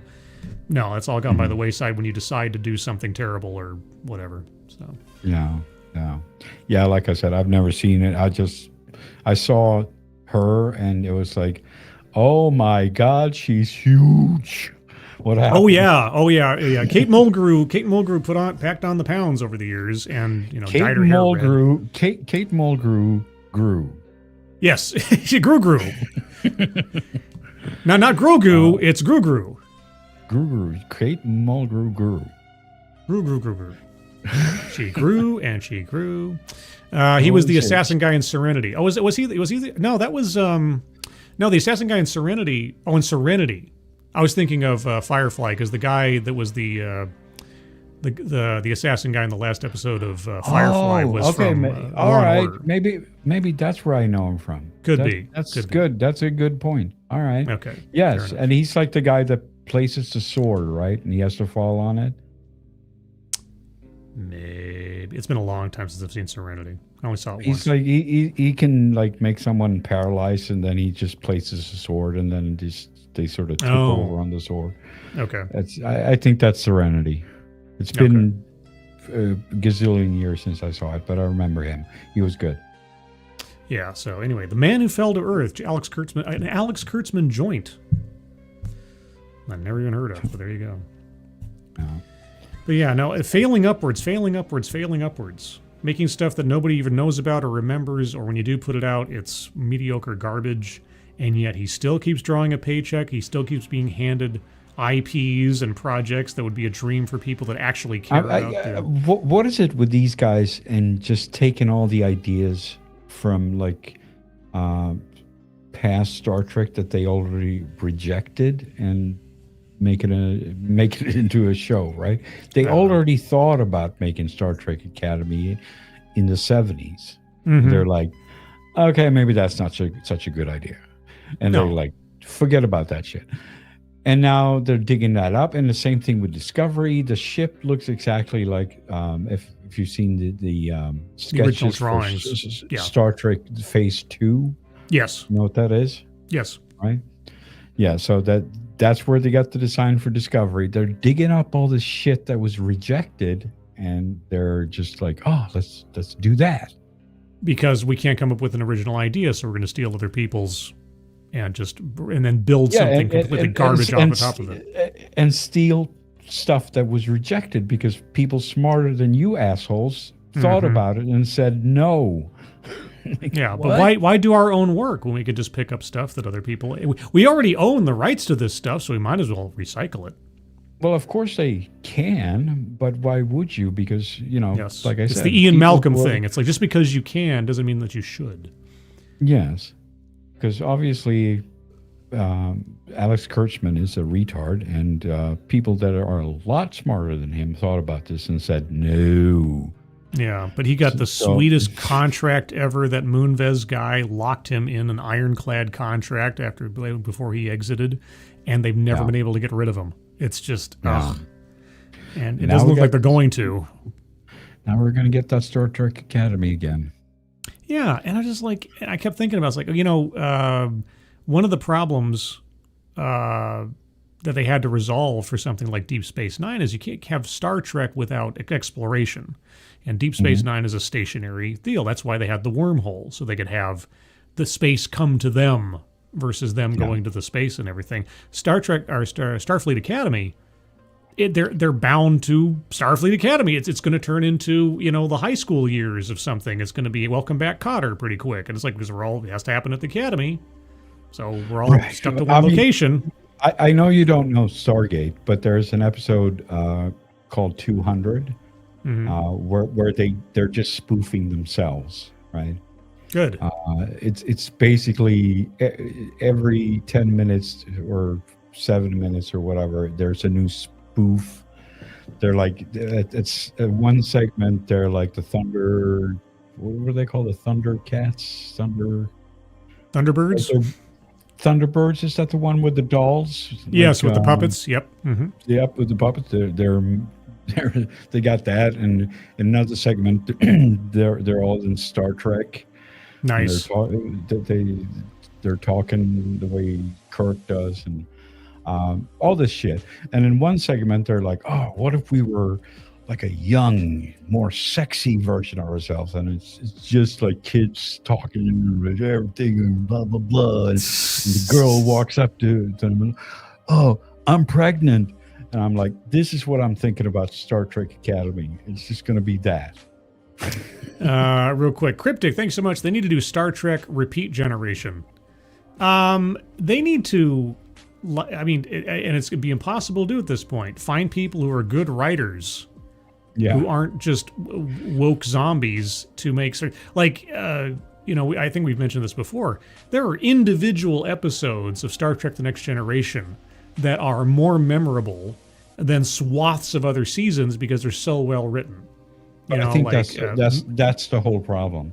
Yeah, Measure of a Man, The Drumhead, these things are things that you remember forever because they're just such a tiny, episodic, well-crafted morality play of one form or another, and which was what made Star Trek so great.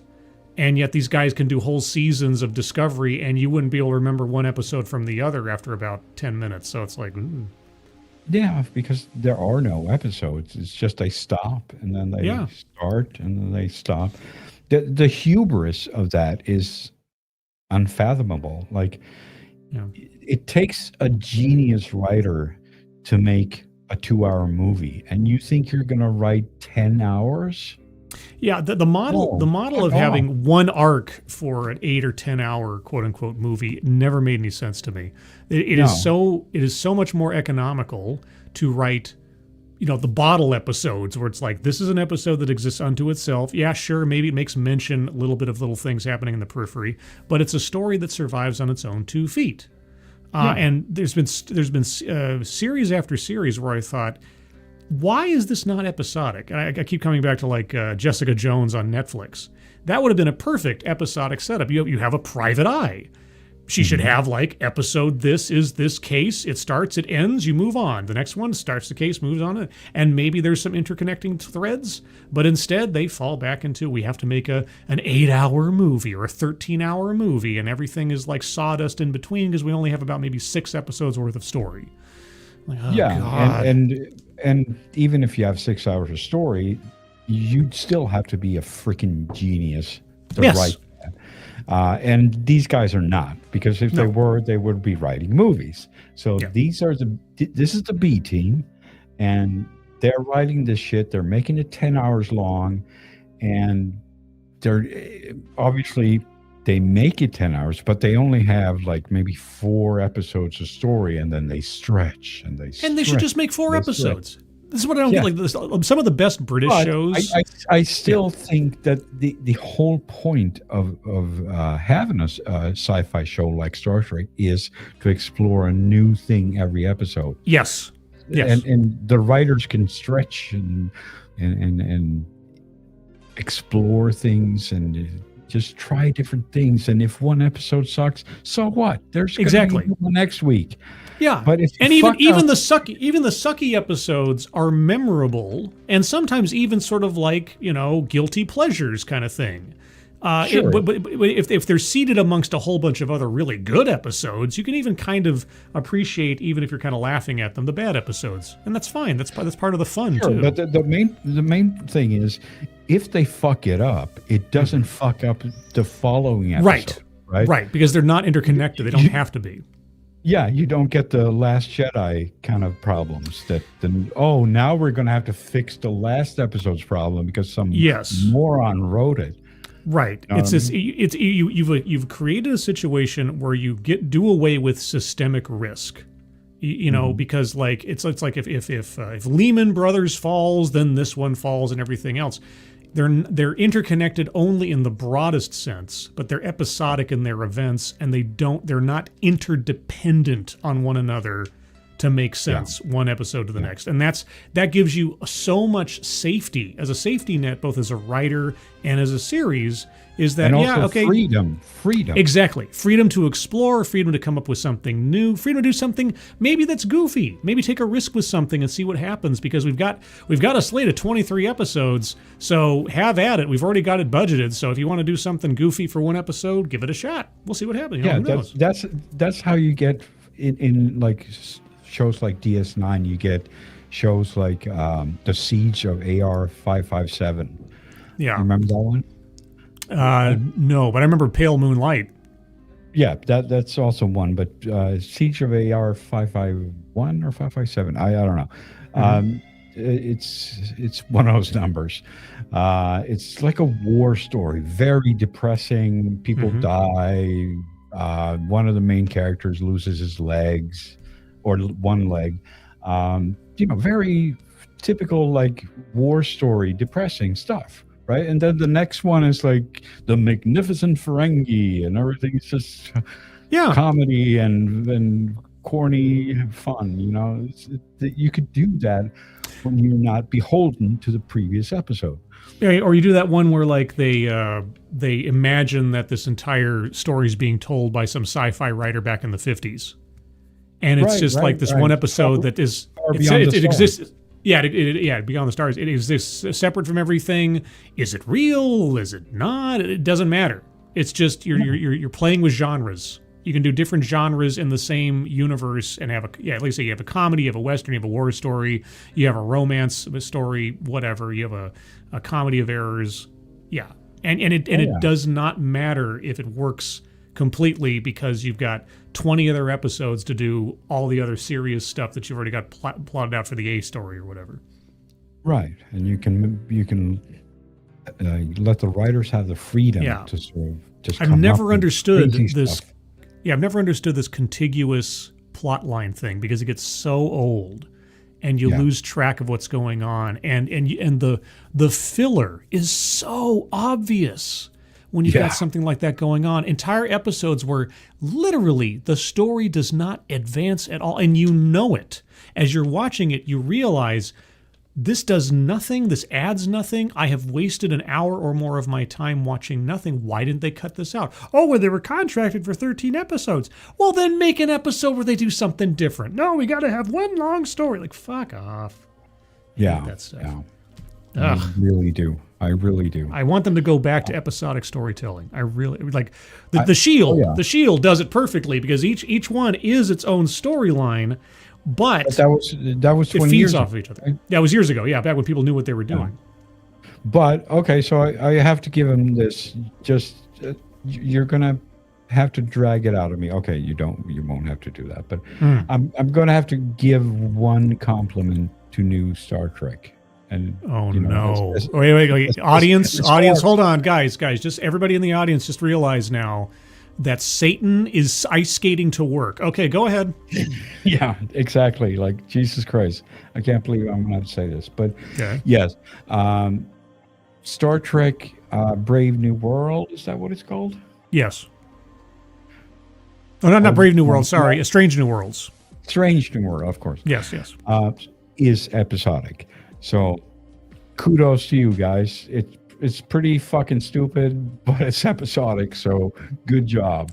Fair enough, I guess. Damning with faint praise, sure. Okay. Yeah, I that's certainly my favorite of the ones. If I had to pick one, if someone put a gun to my head, I would choose Strange New Worlds because it's episodic. They can do different things each episode, and I do not understand why they don't do that with all of them because that's what Star Trek is. Yeah. Raccoonius the Great. The original series was like a new high-level psychedelic-inspired philosophical concept to grapple with in every episode. Yeah. It was about, its 5-year mission to explore strange new worlds, to seek out new life and new civilizations, to boldly go where no man has gone before. Every episode, do something new. Do something different. Earl Basham.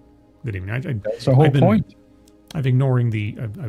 I get so focused on the conversation, I forget we have people watching us. They're watching us. Read by Nature. The Ferengi Dirty Dozen with Iggy Pop is funny.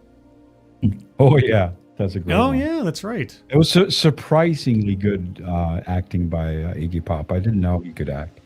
Yeah. I remember seeing him in something else. Was he in Pete and Pete on Nickelodeon, or am I misremembering? I have no idea. That's the first time I ever saw him and the last time I ever saw him acting. It's like, oh my God, he's fucking cool. For some reason, I thought he was like Nickelodeon and something at one point or another. I don't remember. Yeah, maybe. Mr. E-Trum. It sounds like that episode of Supernatural. I gave that show one watch of the first episode, and I never watched it again. I could never get into Supernatural. Supernatural was Sam and Dean bust through a window and end up in our world on the set of Supernatural as Jensen Ackles and Jared Padalecki. Okay. Sure. Yeah, shows that can like take a break and not take themselves too seriously for a little while. That's always a nice sign. Right. Occasionally. As long as it's not like the musical puppet episode. I mean, don't try to be Buffy. You can't really recreate Buffy at that point. Unless you're really good at it, I suppose. Or if it's brief. If the whole episode is like I've never seen that, so I don't know what that is. Oh, Buffy the Vampire Slayer? I know what it is, but I haven't seen that episode. Oh, yeah. They had a puppet episode where everybody was just puppets. Or Muppets. Right. They had an episode, I think that was just an entire musical. Okay. They did that in Star Trek Strange New Worlds. I know. I saw bits of that with like the Klingon song. Ugh, gosh. So maybe take away that point I gave them. Yeah. They lost that again. Holy shit, that was embarrassing. Let's see. Scrolling up.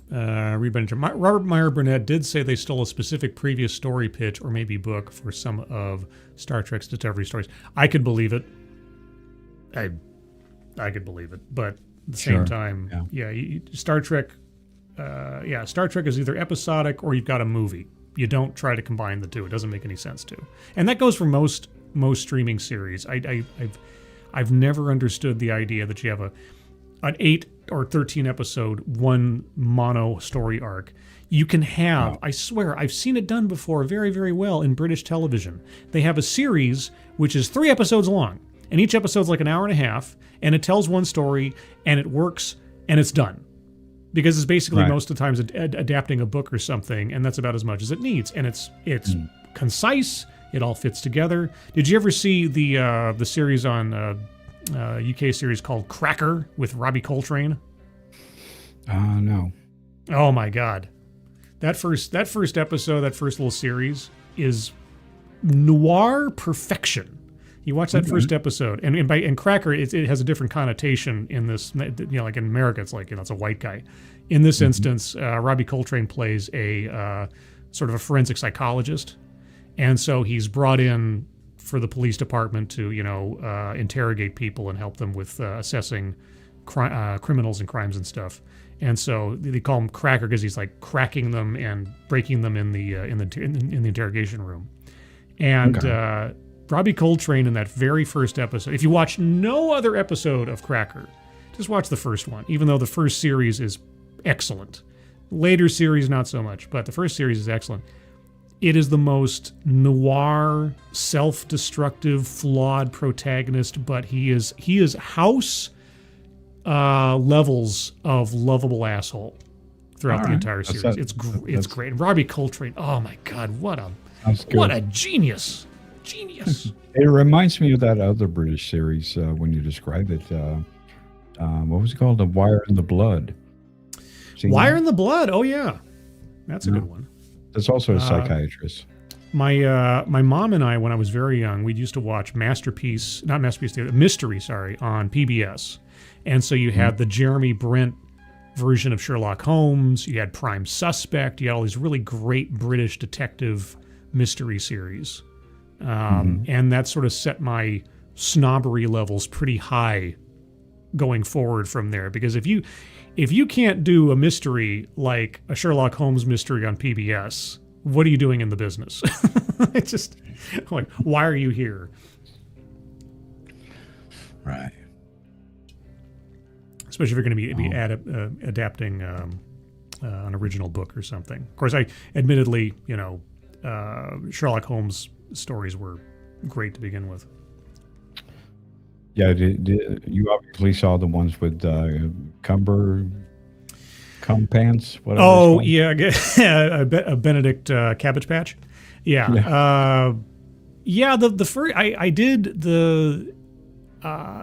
There were episodes I liked. There were episodes I didn't. It got kind of stupid. The part where it lost me and I stopped watching was I won't give a total spoiler, but it comes down to when Sherlock finally confronts a villain and shoots him and kills him.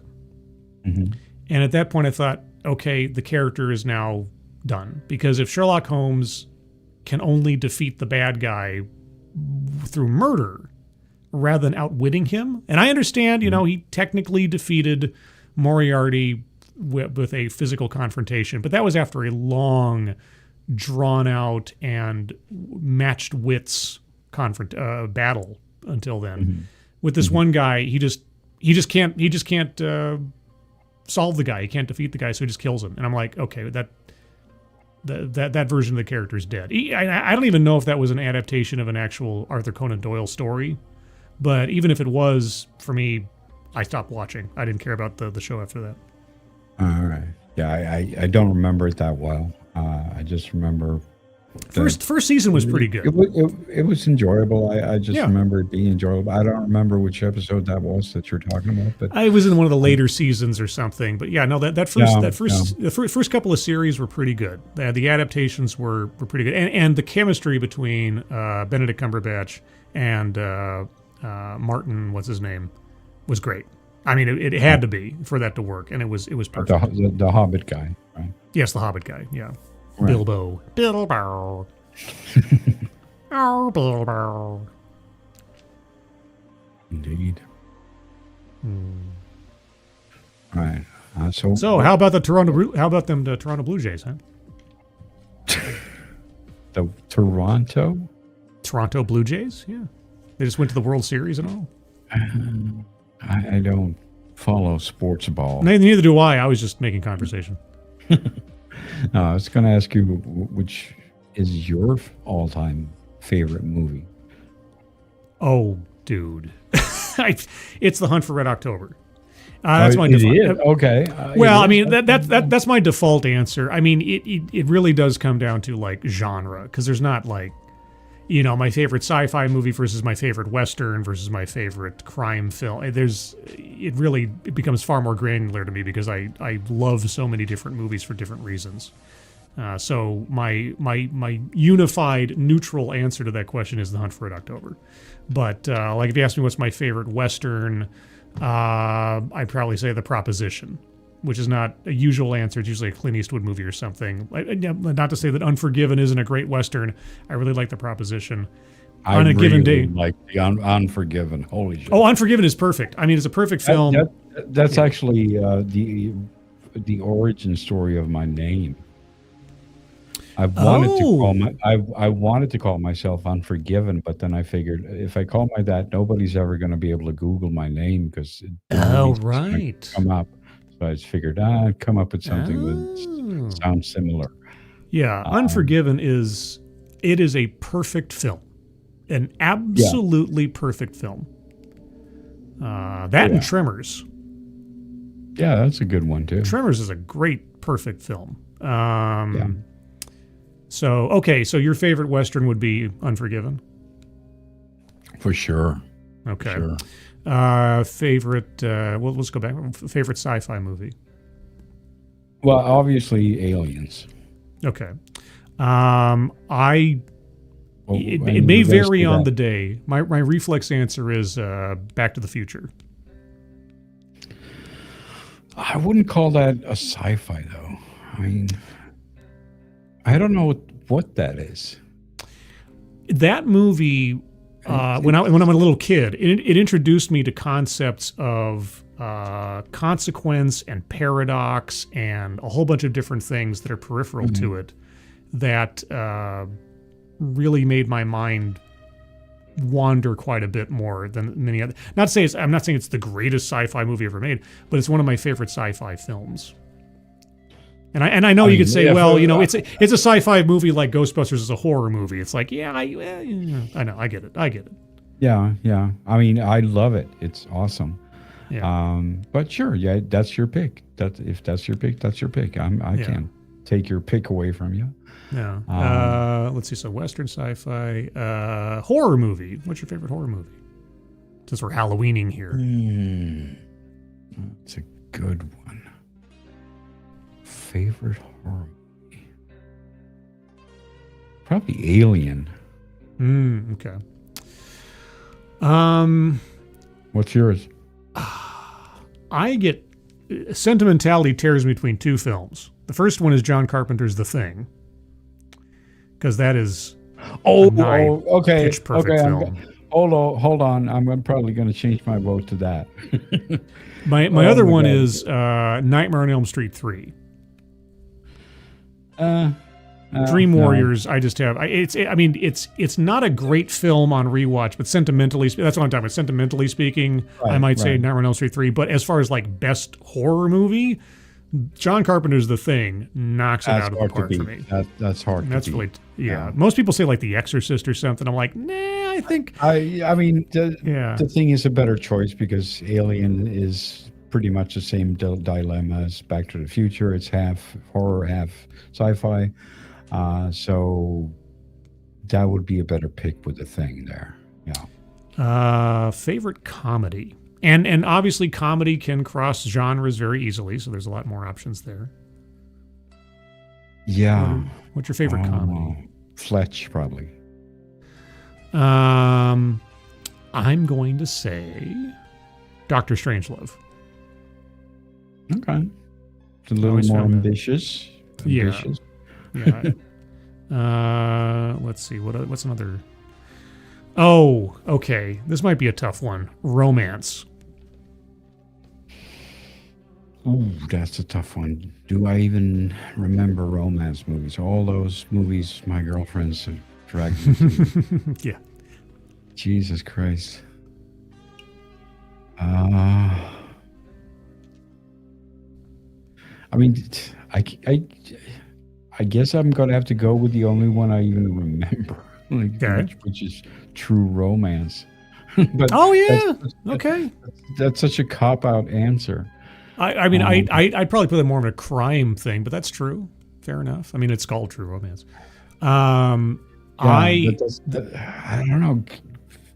Throw me a bone. The sap romance movie. The sappiest go-to I always recommended, because I used to work at a video store, and somebody would say, I need a date night movie, and I'd be like, okay, well, if you really want to impress your girlfriend with the depths of your romantic endeavors, Somewhere in Time with Christopher Reeve and Jane Seymour. It is schmaltzy, but man, it is a heart-yanking, tearjerker romance story. I tell you what. Yeah. I can't say much about it without giving away some major plot points, but Jay Blizza, thank you so much. Good romance film. Love and Honor, LOL, samurai film. Oh, yeah, no, I mean, Kung Fu Commandos and Super Ninjas, man, the best romantic movies I've ever seen. It's true. Sadistic Atheist, It's a Wonderful Life. As far as like a romance movie, or, I mean, kinda, I guess. Harry Met Sally. Planes, Trains, and Automobiles. Okay, that as far as like a comedy, sure. Planes, Trains, and Automobiles is great. That's great. That's a great comedy. Or it could be a great romance, depending on how you look at it. Ever After. Gosh. They did sleep together. It's true. They did. Random Americans is Ever After for romance. I forgot about it. Ever After. Yeah, that was the girl from E.T., Drew Barrymore, and it was It was I thought of a good romance movie. What's that? Before Sunrise or something like that. Oh yeah, Before Sunrise, and then there was a sequel, After Sunset or whatever, with Ethan Hawke and what's her name? Yeah, that was a good. Yeah, that was good romance. Okay, this is a far more broad category. Favorite thriller. Favorite thriller. And if you say Michael Jackson, that's an acceptable answer. No. Oh. Favorite thriller. That's okay. Probably Presumed Innocent. Okay. That one was great. I'm gonna say Primal Fear with Richard Gere and a then basically unknown Edward Norton. What was that about? I don't remember that. Well, Richard Gere plays a lawyer, and Edward Norton plays a guy who's accused of murder, and there's so many twists and turns and great performances in that, and the ending is just, what the fuck? It's just like, what? It's like, what? You don't see it coming. Or at least I didn't see it coming. One of the few times, sometimes I can impress myself with how I can figure out the twist before it's coming. I didn't see that one coming. That was good. Let's see. Jay Blizza. Love and Honor is about a samurai who is blinded in a horrible accident. TLDR, his wife gets raped, and he has to avenge her honor. Oh, okay. Well, that's avenging your wounded or otherwise defiled loved one is always a good one. Classic 80s motivation. Yeah. Oh, here we go. I just thought of one. A favorite period film. And I realize that Unforgiven is kind of a period film. I'm talking about like, let's get back to like Victorian or further backwards period film. Right. Favorite period. Oh, I got nothing. Favorite period. I reflexively say Rob Roy, or if I'm being really cheesy, Braveheart. But I think Rob Roy is a better film than Braveheart. Oh, Braveheart is Braveheart a period piece? Okay. I mean, technically, it's like, or maybe I mean historical more than period. But period usually means, I guess, like, I don't know, Victorian age or something, or like Renaissance more, I suppose.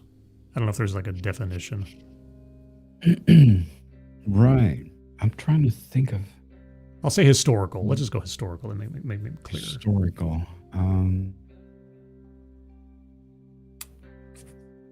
Well, Lawrence of Arabia, if I'm going to go historical, then. Sure. I mean, if Braveheart is historical, then that's historical, I guess. Sure. I'm just trying to think of something that. I guess I'll go with Gladiator. There you go. I should have thought of that. Yeah. Gladiator's great. God, the soundtrack to that is great. Everything about that movie is great. I love it so much. Yeah. I got the extended edition on DVD. Oh, it's so good. It's awesome. Yeah. The sequel, no. Just to stay away. Don't even. No, yeah. Oh, God. That's like typical Hollywood. Oh, yeah. Why they have to resurrect that? Just leave it alone. I didn't see it. I was like, fuck off. He died. What are you talking about? Fuck off. Oh, well, it's about his bastard son. Like, oh, shut up. Go away. Yeah. Go away. Not going to see that. All right, so what's your favorite war movie? Oh, okay. Well, so my first choice almost always is Das Boot. Because it's just such a... And that could also count as a thriller, too. But... is there a but, or there is a but? There's a but because just of... there's a movie called The Longest Day, and it deals with the initial invasion. This is not a new film. This is black and white, but it had an all-star cast of classic actors in there. Let me just get the... I can't remember them all. Let me bring up the... the cast list here. So you had in this film, let me get some, Henry Fonda, Robert Mitchum, Robert Ryan, Eddie Albert, John Wayne, Rod Steiger, who else is a name here? Red Buttons, when is it? Roddy McDowell, George Segal, Paul Anka, Fabian was in there. And it's just all-star cast, and it tells about the D-Day landings and all these little... I mean, it's kind of like a bunch of little vignettes of different things that happened on the D-Day when people are landing and parachuting in or getting to the shore and stuff. And it's just such a sweeping, epic, gung-ho, yay allies kind of tale. It's very propagandistic, but also it's just a really great film. And I think in a sentimental way, it's probably one of my favorites. But as like a isolated sort of one and done kind of thing, Das Boot is great as far as a war film's concerned. Right. Well, before I mention my choice, I want to give an honorable mention to Saving Private Ryan. Oh, sure. That's kind of the same thing. But that's an awesome movie. But my choice is Full Metal Jacket. Yeah, Kubrick, man, so many of his films are, for the individual genre that he did, such masterpieces of each genre. With like Full Metal Jacket for war, 2001 for sci-fi, it's Dr. Strangelove, like I said, for comedy, horror, The Shining. He hit all the marks in just about everything that he did. Barry Lyndon might be the weakest, but well, maybe 2001 is the weakest, I would say. Storyline wise, special effects wise, it was groundbreaking. Oh, for fuck's sake, yeah. It's like a 2-hour special effects reel. Yeah. Greatest special effects that had ever been made at the time. Yeah. Paths of Glory, people don't talk about too much, but that was a great flick. What was that? Paths of Glory. Which one was that? That's a World War I drama. And it was new Kirk one Douglas. Or old one? Oh, it's an old one. Okay. Oh, it's an old one. Yeah, Kirk Douglas and his I forget how old he was, but yeah, no, this was what year did that come out? 1957. Right. So this is one of I don't think it was Kubrick's first film. What was his first film? It was one of the early ones. Right. Yeah. Oh my God. The article on Kubrick goes on forever. Of course it does. Okay, so it was his it was his fourth film, Paths of Glory. You got Fear and Desire, Killer's Kiss, The Killing, Paths of Glory, Spartacus, Lolita, Doctor Strangelove, 2001, A Clockwork Orange, Barry Lyndon, The Shining, Full Metal Jacket, and then Eyes Wide Shut. And I think everything prior to The Killing is not talked about all that much, but everything else is like an icon of its own along the way, except for maybe Barry Lyndon. Depends on, yeah.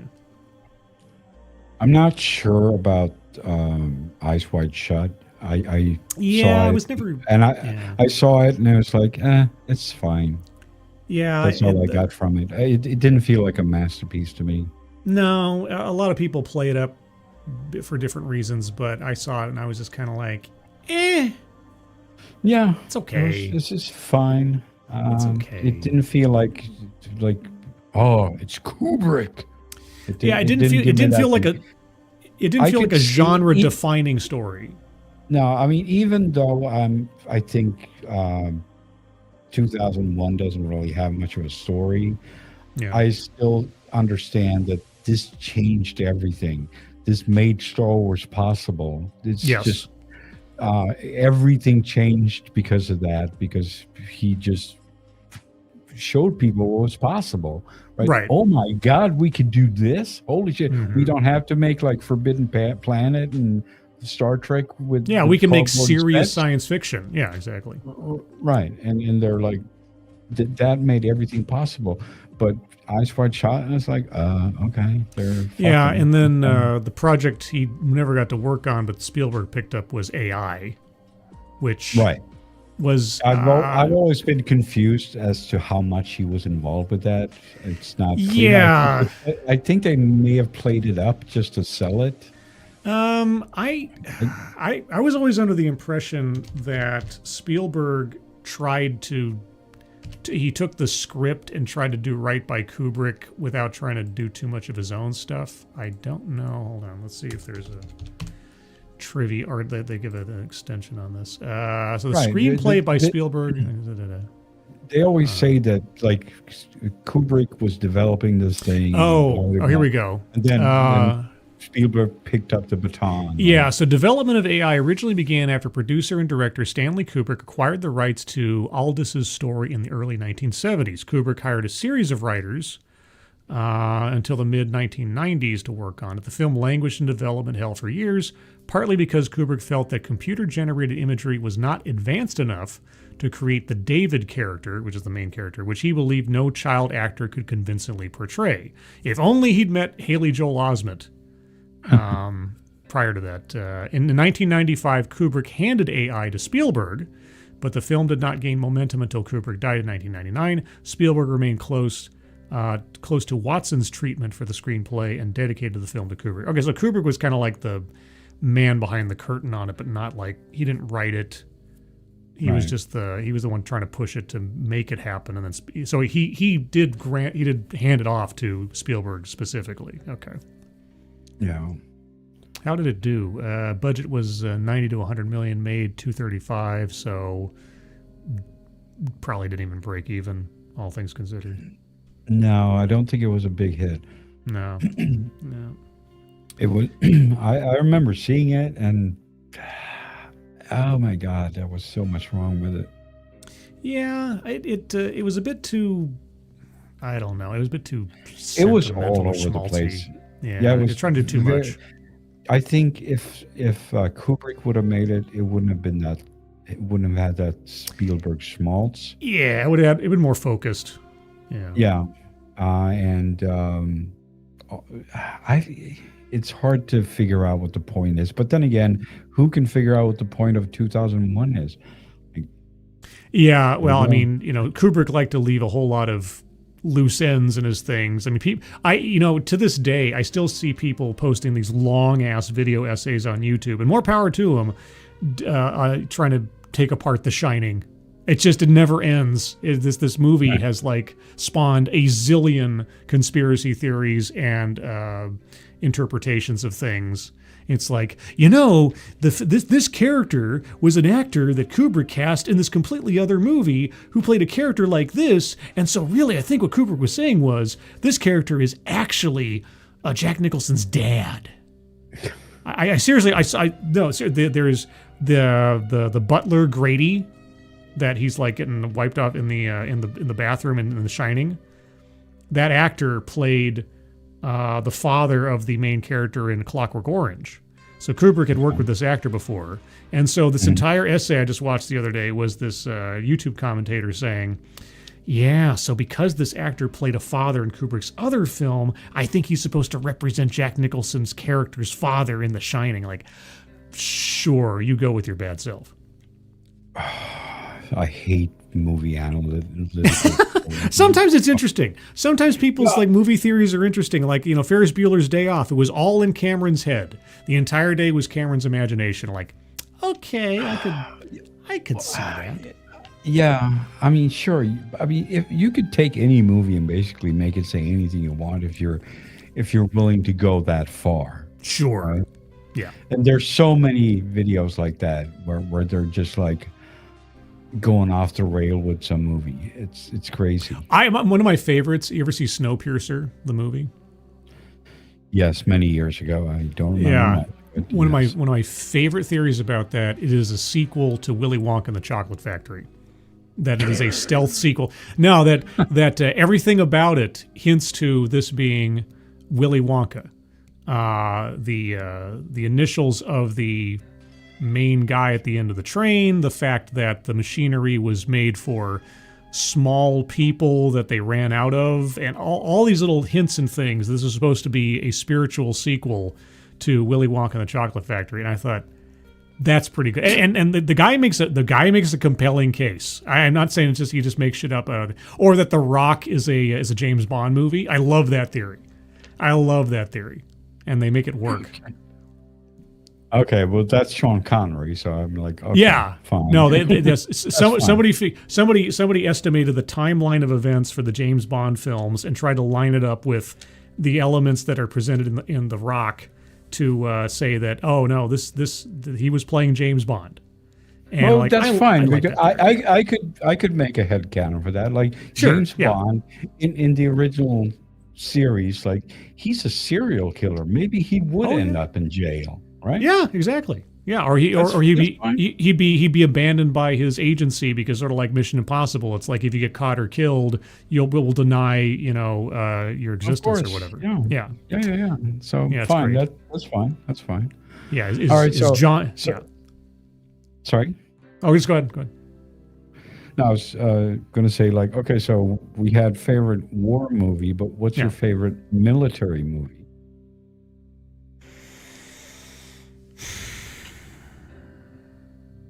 Oh, you're gonna hate this. Okay. Oh man, G.I. Jane. Okay. I don't really love or hate it. I don't remember. I don't remember that movie at all, but I know I've seen it. I mean, it's hard to parse out military from war movie because these things rarely ever sort of depart from one another. But if we're just talking about like military thing, G.I. Jane is one of my guilty pleasures. A review of it that Monkey and I did years ago is my most watched video on my channel. It's got like 200,000 views or something. I think because people maybe assume that it's the movie itself, but no, it is a guilty pleasure in so many different ways. but it's also a terrible, terrible film in a lot of other ways. But I don't know. There's just something about it that I like. And Viggo Mortensen in that movie is so good. Oh my God. Well, speaking of Viggo Mortensen, that leads to my favorite. What's your favorite fantasy film? Oh, your favorite military movie? Yeah. My favorite military movie would be Crimson Tide. Was Viggo in Crimson Tide? Pretty sure he has a small role in there. Was he in there? Because that's Hackman and Denzel. Yep. I mean, I'm not saying you're wrong. It's like he must have had a really small role. I don't remember him. He must have been in there. Kind of like he's a side. Yep, he was there. Yeah, Viggo Mortensen. Yep. Okay. Yep. Side character. Yeah, Crimson Tide's great. It's not like he's there for 5 seconds. He has a side character role. Yeah. He's just not the star. Favorite fantasy movie? That's before we move on. That is one of my all-time favorite movies. It's great. I rank that above Hunt for Red October. I love it. It's got a very Kane Mutiny kind of feel to it, and it's a really great sort of like isolated power struggle for the fate of the world and everything. I love that. It's absolutely the fate of the world, but I also absolutely love the ending. Mm-hmm. The ending is so perfect.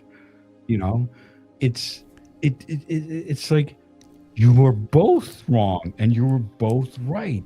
Yeah, and nobody dies.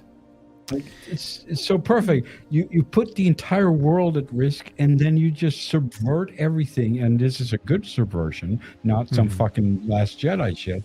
Right. Nobody dies, Yep. and they're just like, okay, we resolved our shit, but you're both fucking idiots. that was I was so floored because I was so sure it's going to end with some stupid bullshit, and they're going to find somewhere in the sub where someone can punch someone in the face and fall down 30 feet, even though they're in a submarine, right? The funny thing is that I always, and this is going to be kind of a deep cut, the entire dilemma at the heart of Crimson Tide, to me, is just building off of a single scene out of the film War Games. Because at the beginning of War Games, you get two guys, one of them's Michael Madsen, and they're both sitting in a nuclear silo, and they suddenly get a fast action alert that they have to like launch a missile. Right. And then one guy is like, do it. The other guy's like, I want to double check. And then there's this tension between them to the point where one pulls a gun on the other to turn his key. And it stops. It cuts off. You don't really find out what happens after that except in a sidewise mention. But that entire dynamic for the entire movie of Crimson Tide is encapsulated in that one scene opening up War Games. Yeah, I mean, they may have gotten inspiration for that, but it makes more sense in a submarine because obviously if one missile silo doesn't fire, it doesn't really matter. There's thousands of them. But nuclear submarines, there are like 10 of them or something, and they've got several different, several words. They're like they are the last line of defense. If they can't get in contact, that means that the United States has been leveled, right? And they have to retaliate. Yeah. So it's a more believable story, and oh my God, I love it so much. Oh yeah, no, you're putting all these characters in isolation. You're cutting off from the rest of the world. You put them in a situation where it's like the only information they have is what they have between each other, or the bits and pieces, and otherwise they're each working off a different portion of the script. No, it's great, and that also counts for a thriller too, I'd say. Yeah, I guess. Yeah. Favorite fantasy movie. Favorite fantasy movie. Ooh, that's a tough one.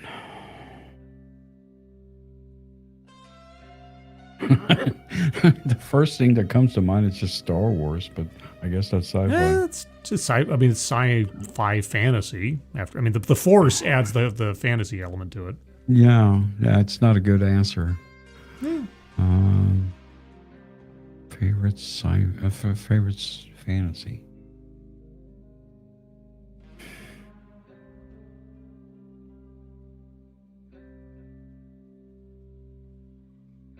I maybe Dragonheart?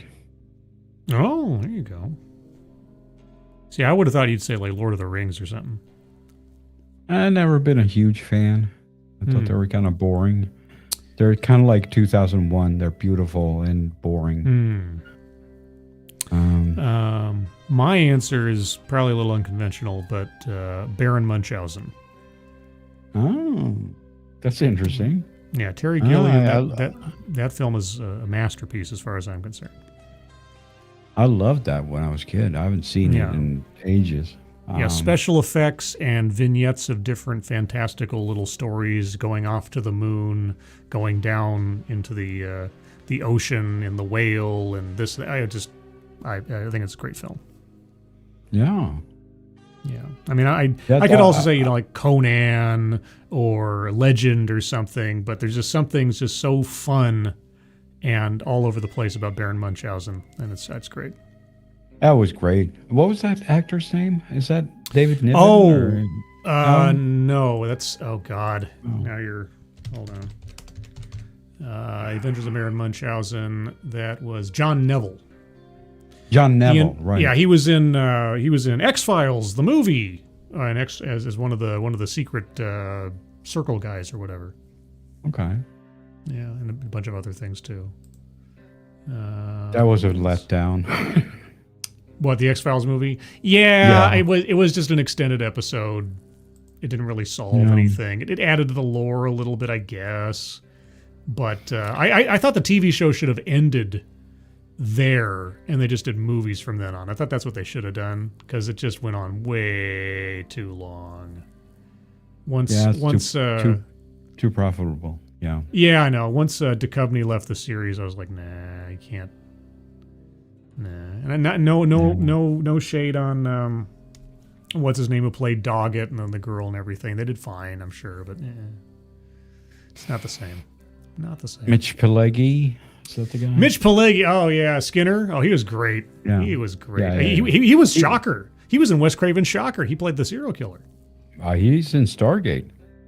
Oh sure, love him in Stargate. Yeah, yeah. He was the devil at the end of that silly Hellstrom series they tried to do on Hulu for Marvel. They should have done a Ghost Rider series and not Hellstrom. I don't know what they did with that. That was weird. Man, the Ghost Rider they came up with for Agents of S.H.I.E.L.D. would have made a great series. So did you say which was your favorite sci-fi? Yeah, you did. That was Back to the Future, right? Yeah, I mean, again, it's not hard sci-fi. It's maybe more fantasy. But anyway. So what's your favorite Star Trek movie? Oh, out of all the Star Trek movies? Yeah. Oh, we did this. It was Voyage Home. Right. Yeah, Voyage Home. We did our list of favorites. Yeah, so for so many reasons, Voyage Home felt like the most. I understand as far as actual Star Trek movies go, it's probably, Wrath of Khan, or maybe the first film, obviously. But I always really enjoyed the fun. I mean, I think probably 90% would say the Wrath of Khan, and then the motion picture. Like the next portion would be like 9% left would say your movie, The Voyage Home, and then 1% would say my movie, which is the motion picture. I think the motion picture is the best. But obviously they're all great. Oh yeah, they all have the original series movies have a lot of merits. The Next Generation movies, it's a mixed bag. It's a real mixed bag. It's like Insurrection. Yeah, fuck off. Insurrection. I'm suddenly forgetting the last one that they did when they killed off Data. Nemesis. Yeah, First Contact. I'll give you First Contact. That was a lot of fun. That was fun. Yeah, that was a lot of fun. Everything else, though, I'm not sure. It was really stupid, and Picard being an action hero was like that was retarded, the part that but when he got away. Okay, whatever. But it was fun. But Insurrection, I can't stand that. No, it's terrible. It's terrible. It's like got all the cringe. And they had like F. Murray Abraham as the bad guy, and it's just like, you wasted effort. It's good God, it's Amadeus for crying out loud. F. Murray, well, he didn't play Amadeus, but you know what I mean. It's like, oh my God. Sure. Yeah, he was wasted and in his role, and then you got Data talking about the growing boobs. Like, oh, Jesus. Stop the cringe. You're killing me here. No. Yeah, F. Murray Abraham as the villain in that movie was like having Mads Mikkelsen be the villain in the Doctor Strange movie. What a waste. Mads Mikkelsen should have been Doctor Doom. If ever there was a guy that was built to play Doctor Doom, Mads Mikkelsen. Ugh. Now we got Robert Downey Jr. Jesus. I don't even understand how that works. Can you explain that? It's the theory goes that he is going to be a variant of Tony Stark that went evil and then crossed dimensions and took on the moniker Doctor Doom or something. I don't think he's playing Victor Von Doom. I think he's playing Tony Stark, who became a Doctor Doom. That is my understanding, but who knows? They could change it, or I've got it wrong. Either way, it shouldn't be Robert Downey Jr. It's cheap. It's silly. It's just like, oh my God, our movies aren't making money. Hey, remember Robert Downey Jr.? You liked him, right? Well, and it's also you liked him. Yeah, but remember, this is the fallback option to what they had planned to do. They had planned to make Kang the next big bad guy, and before Jonathan Majors had his problems.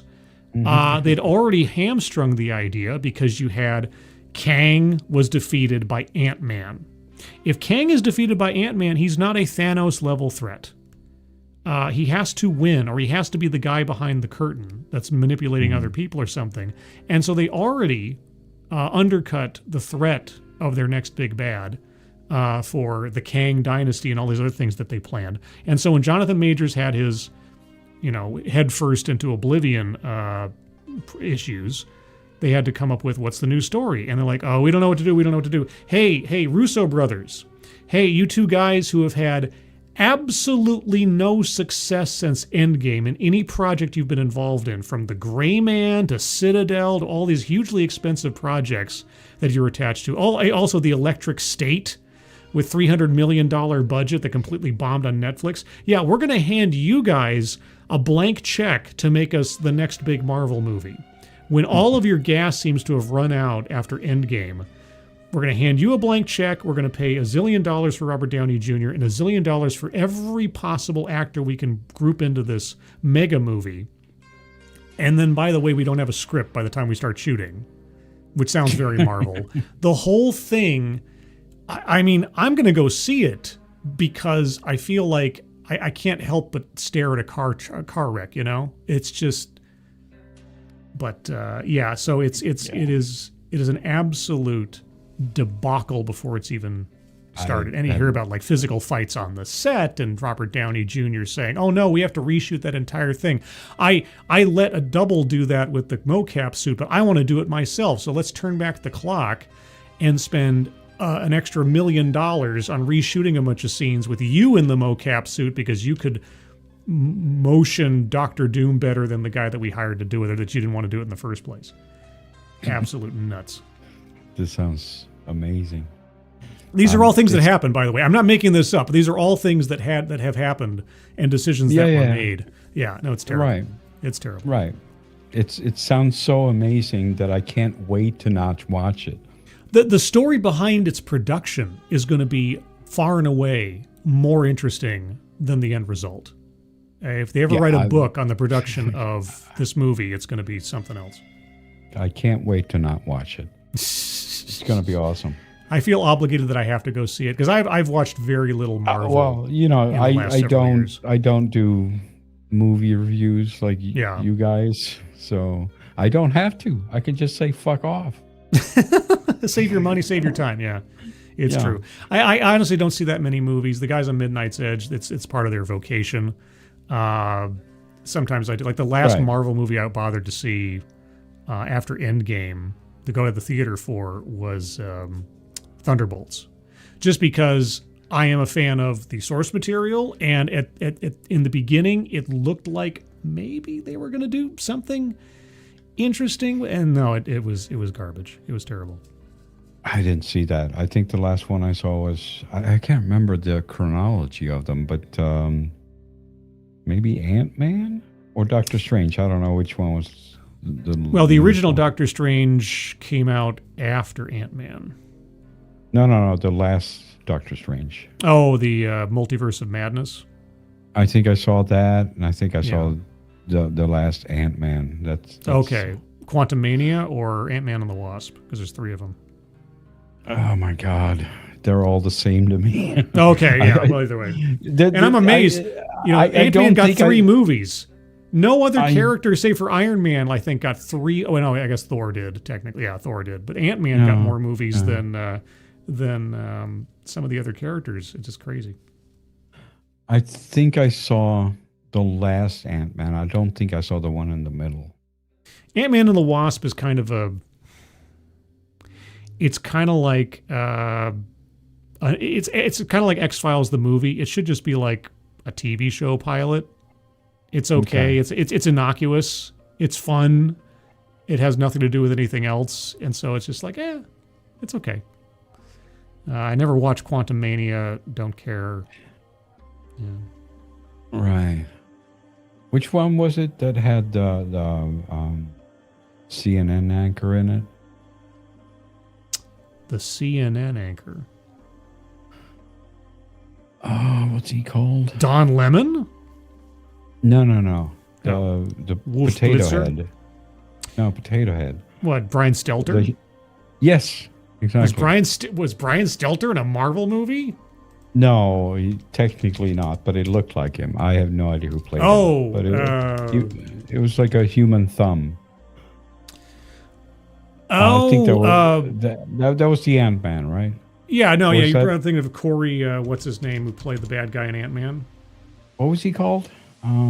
Well, I mean, so he in the first movie he was Yellow Jacket, and then in Quantumania he became MODOK. Right, exactly. Corey Stoll, pardon me. I cannot see him and not see Stelter. Okay, well, he's much more better looking than Brian Stelter. Not in that CGI.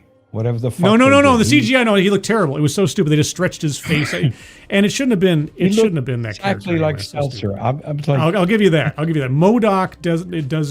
I have no idea what that guy looks like in reality, but when I saw that movie, it's like, that's Stelter. What are you doing? Yeah. What's happening? Yeah, Corey Stoll is. Hold on, I'll. Just for reference purposes. So yeah, before they stretched his face out, this is him.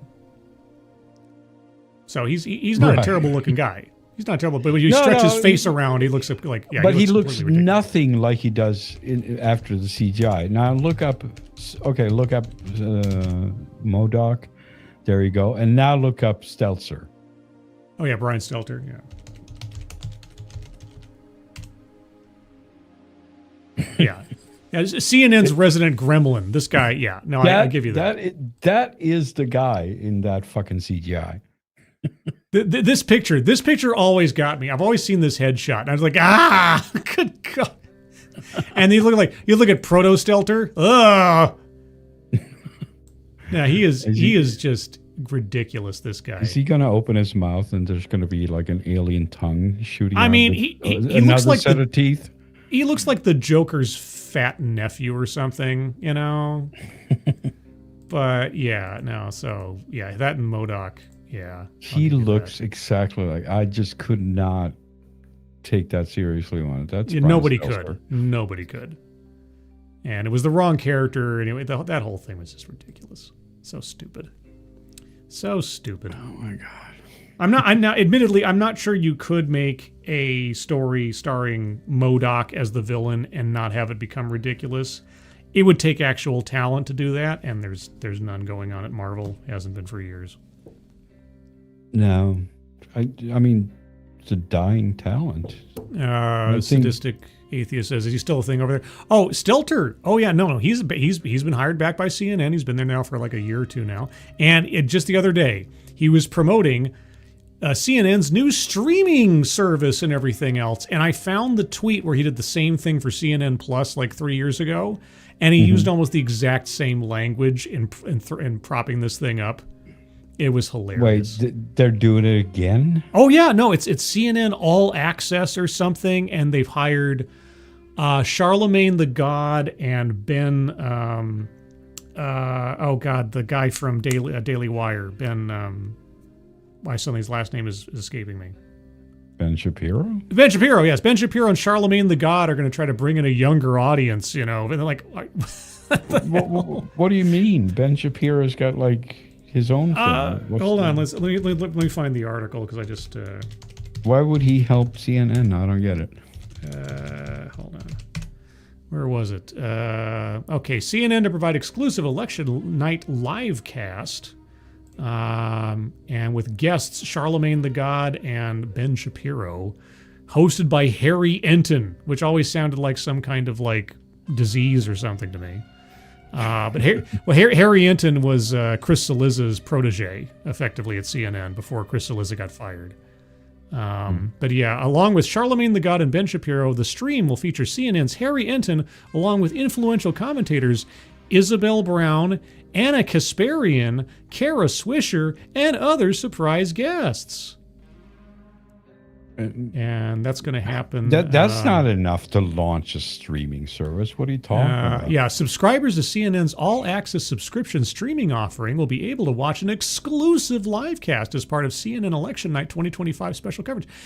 Election Night 2025. Serious. No, this can't be serious. This is here. Hold on. No, this is. I'm not making this up. This is CNN press room.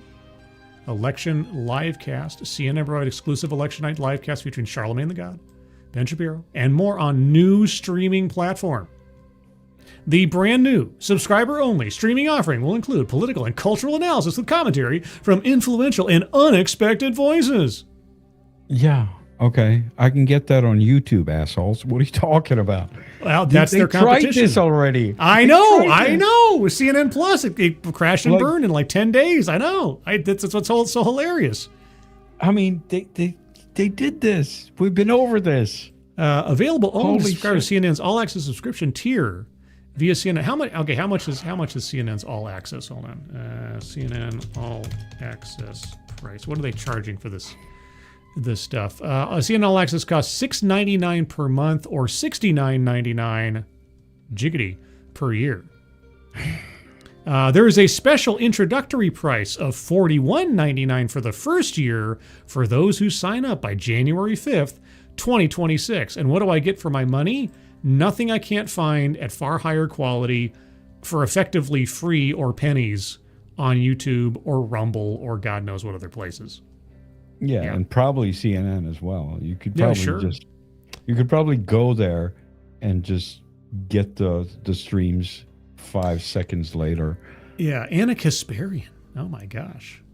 Who the fuck cares what the Young Turks things? Like, you're gonna bring in. I mean, Anna has gone through quite the evolution in the last couple of years. She has become far, far, far more conservative than she used to be, and she's battled with Cenk more times lately. She's actually been red-pilled in a lot of ways. People have been covering for a couple of years now. Oh yeah, but all the same, I've seen that, but she's still not a conservative. No, she's not a conservative. Not that you need to be or something to be, taken seriously, but more so these days. No, but I mean, I have seen some people say, "Oh, she's on our side now." No. She's a centrist-ish. She's a left-leaning centrist at this point, I suppose you could say. Yeah, she has had some interesting experiences that has made her think. Yes, I've seen those. Yes. Like, she's been like, oh my God, she's got her come to Jesus moments or whatever you call it, where she has seen that she could get eaten alive by her side. And that has sort of freaked her out. Yeah, the Ouroboros would come after her and have in several instances. Ouroboros, fucking Hassan Piker's crowd would probably eat her. Oh Lord, I don't even know what you would call his crowd. cultists or something. Yeah, that's probably a good word. I mean, why would you even watch that guy? I mean, he's streamed. How many hours does he stream? Like 8 hours a day? 5 to 8 or something. Doing what? He's watching other people's stuff. He just sits there and he says, "Okay." Every 4 I mean, words. nice work. Like I say, nice work if you can get it. I just wish that it wasn't somebody who was just so vile that suddenly became like the top of the pops for reasons I still don't understand. I never watch. Whenever I see like 10 minutes, and it's not just Hassan Piker. Some of these people that feel like artificial plants. There's this guy. There's Lex Friedman.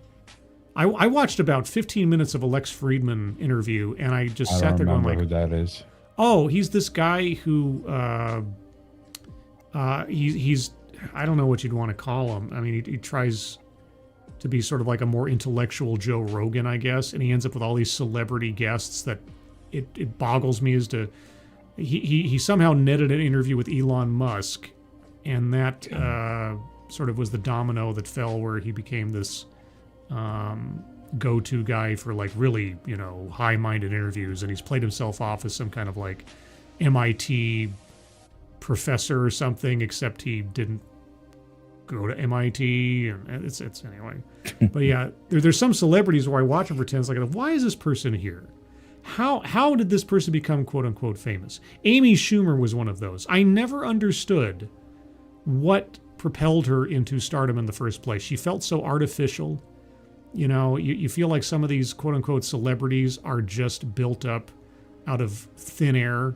They come out of nowhere. Like, why is this person famous? What have they done? What have they accomplished? Maybe I'm just old man me talking, but when I see like, oh, well, don't you know about Sabrina Carpenter? Like, is she like the daughter of Karen Carpenter? Like, no, like what? No, she's a famous singer. Why? She sings songs. Like, Okay, but I don't give a flying fuck about that.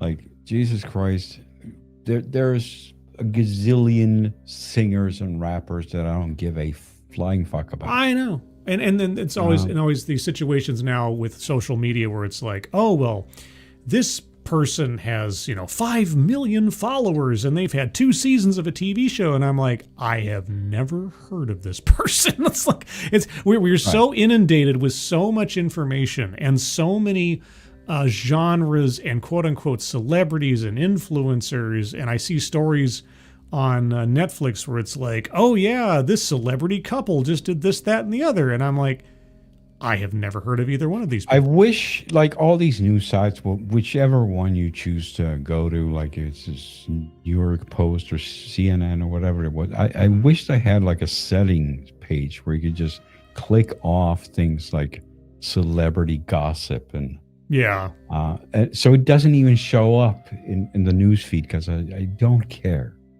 Do not give a shit. Yeah. And I don't care who beat who in baseball. Like, oh, now, but it's America's pastime. It's America's pastime, Undoomed. How dare you? I don't care. What? You don't care. You can't be part of the Care Bear Fun Club. You have to care. What would your tummy power be if you were a Care Bear? I don't know what that means. I've never seen a Care Bear. But you know what the Care Bears are, right? I know it's a children's show. Well, they have these little symbols on their tummies, and they do the Care Bear stare, and like their symbol like puts out a energy bolt or something, and it fights, sadness and badness and things. Never mind. It fights. It can't like enhance. I know. It's okay. Can it enhance something? Can it? Sure. I mean, like, True Heart Bear gives you like a good feeling of love and good feeling and brotherhood and kind of thing. Sure, it has an effect like that. It's sort of like Captain Planet powers. Yeah. Sure. Okay, that's okay. So no, I mean they can basically do whatever the story needs them to do, But yeah, sure. Yeah. That's just gonna end up with some weird shit. It's okay. Then you're gonna. It's okay. I thought you were an '80s kid like me, so it's okay. Never mind. I've never watched any kids shows. I watched Star Trek when I was a kid. You didn't watch G.I. Joe, Transformers, He-Man? Like a couple episodes, but I didn't really care. I just watched. I love TNG, man. Frank Hubbard IV says, knots or versus cuffs? I don't know what that means. Yeah, I have no idea. Do you know what that means? Maybe it's a bondage thing? Well, if that's okay, if that's what you mean, then knots only if you have the knowledge to do so without cutting off the circulation. So it was a bondage thing. That was just a wild guess. Well, I mean, I'm also guessing. If that's what he means, then I would say only do knots if you know what you're doing. Otherwise, padded cuffs are a safer option to get the same effect. But some people like the pomp and circumstance or the intricacy of knots and stuff. But always make sure. I'm going to disagree with you and suggest metal cuffs. That's much sexier. Well, it depends on what you're going for, because metal cuffs, you can snap them on a lot quicker. It depends on what kind of deal you're going for. Some people, the restraint and the intricacy of the knots and rope bondage has a far different feel and can be a far more intimate experience while you're tying somebody up. That whole process by itself can stretch out the foreplay. Whereas, cuffs are just like a clack and you're ready to go kind of thing. So it's a personal preference. I'm thinking about those ones they have in the movies. Like we're talking the 80s movies here, like real. Yeah, cop cuffs. Yeah. No, not cop cuffs. Oh, what do you mean? Like the ones they had in all those fantasy movies. Like they. Oh, you mean shackles? Yeah, shackles. Okay, there's a difference between cuffs and you mean shackles are a completely that's a completely different aesthetic. Yeah, you're talking about you're the bondage expert. Well, I mean, in relative terms, it sounds like I might be. Yes, no, if you're going to do like dungeon shackled to the wall wrought iron, that's a completely separate. That looks nice. Okay, all right, I'll grant you that. Yes, we got the 80s stuff there. All those 80s fantasy movies, like Deathstalker and like Tales of Gore and everything. Yeah, okay. If you want, medieval dungeon shackles, that is a separate category from knots or cuffs. I'll give you that. That's nice. Yeah, let's go with that. Okay. Okay. Oh, so Frank Hubbard says. Yes, Shibari versus cuffs. Yes, I know who likes the steel. Apparently likes the wrought iron. He likes the blackened wrought iron against the wall kind of stuff. You want to? The other stuff just feels like those handcuffs where you got a little thing where you could just get out. Where you got your St. Andrew's cross kind of thing going on too. Frank Hubbard again, thanks so much. I've had the Twitter debate with Undoomed ages ago. I prefer rope, more essential, controlling, in my opinion. Plus, I like the RC. Right, and like I say, it's different kinds of experiences or relationship with the other person that you're having, depending on your choice of restraint. So yeah, right. So the answer to your question is, it all depends on the context. Knots or cuffs. Both can be knots, cuffs, or shackles. All depends on what gets people's motors going, so to speak. Yeah, just don't get too hung up on those details. I guess it depends on what you mean. No, I was just sort of thinking back on that Shoe on Head video she just posted today. Oh, I didn't see it. I saw that she posted something. I haven't watched it. It's like crazy people posting all this bullshit with she did like are women okay, so now she did like one are men okay, and she right found all these people like, oh my god, I saw there was one that was like, oh I got so horny that I came on my PlayStation and it leaked into the vent. It leaked into the vents. What? And then no, that's not the end. Oh, So okay. he came on the vent on the PlayStation, and then the smell of his cum filled the room, and that made him so horny that he came again. What? Okay. I was like, okay, now we're in a completely different universe of yeah. We have shit. we have kinked our way into the nth dimension. That's bizarre. What is happening? That is no. That's no. Sorry. That's beyond the beyond for me. You do you, bro, but I've never. Are you sure that wasn't a troll? That was like a Poe or something? And then the tweet ended with, "And now my PlayStation won't start." Yeah, you think? Imagine sending that off to one of those YouTube repair guys or something. Yeah, I don't know. My PlayStation just stopped working. I don't know why. Oh, let me dig around in there. Idea. What is this? I have no idea. I don't know what happened. And then that guy has to sit there and fucking do that shit. Yeah, and then he watches the video of the guy trying to solve his PlayStation problem, and that makes him so horny that he then infects his own TV or his own computer. Like, oh no, I got to send this off to a computer guy. Like, oh my god. Jesus Christ, dude. I've heard of some interesting turn-ons before. I hadn't heard that one. That's something else. Even if it's a troll or a Poe, that's something else. Yeah, I've never heard that one. That was new. Okay.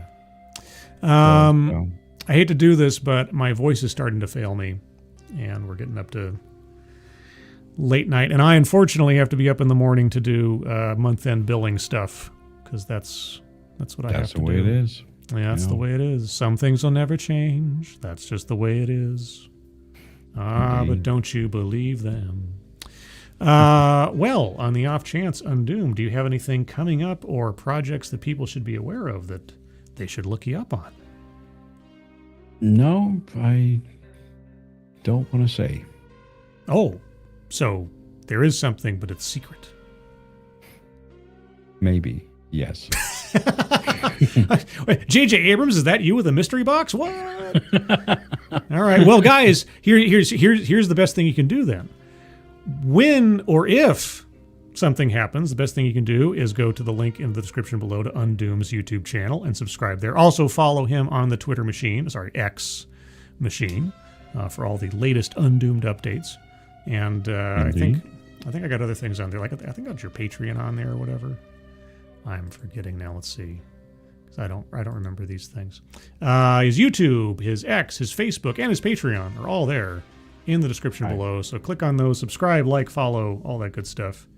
As for myself, depending on my energy level, I intend to have a Saturday stream tomorrow. Dog, Cat, Fox, and Friend. I just have to figure out how to balance my new Dog, Cat, Fox prop on my shoulder as like a pirate's parrot so that he can join me in my show. If I can make that happen, that'll be cool. But if not, or if my camera isn't fritzing out like it is tonight.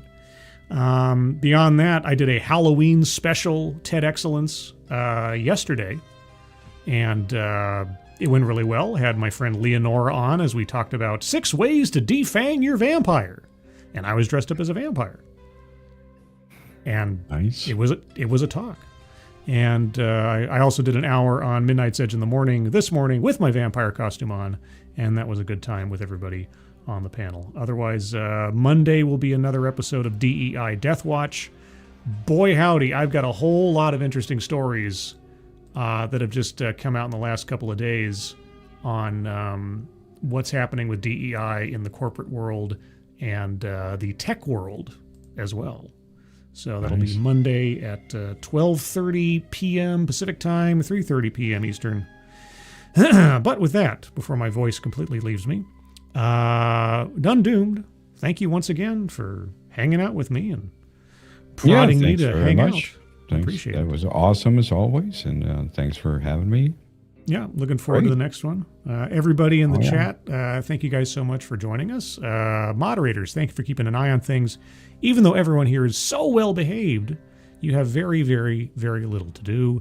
Everybody who donated either to myself or at the top of the chat box, guys, the link to the Leukemia and Lymphoma Society. If you haven't already, please take a look at that and donate if you're able or share that out.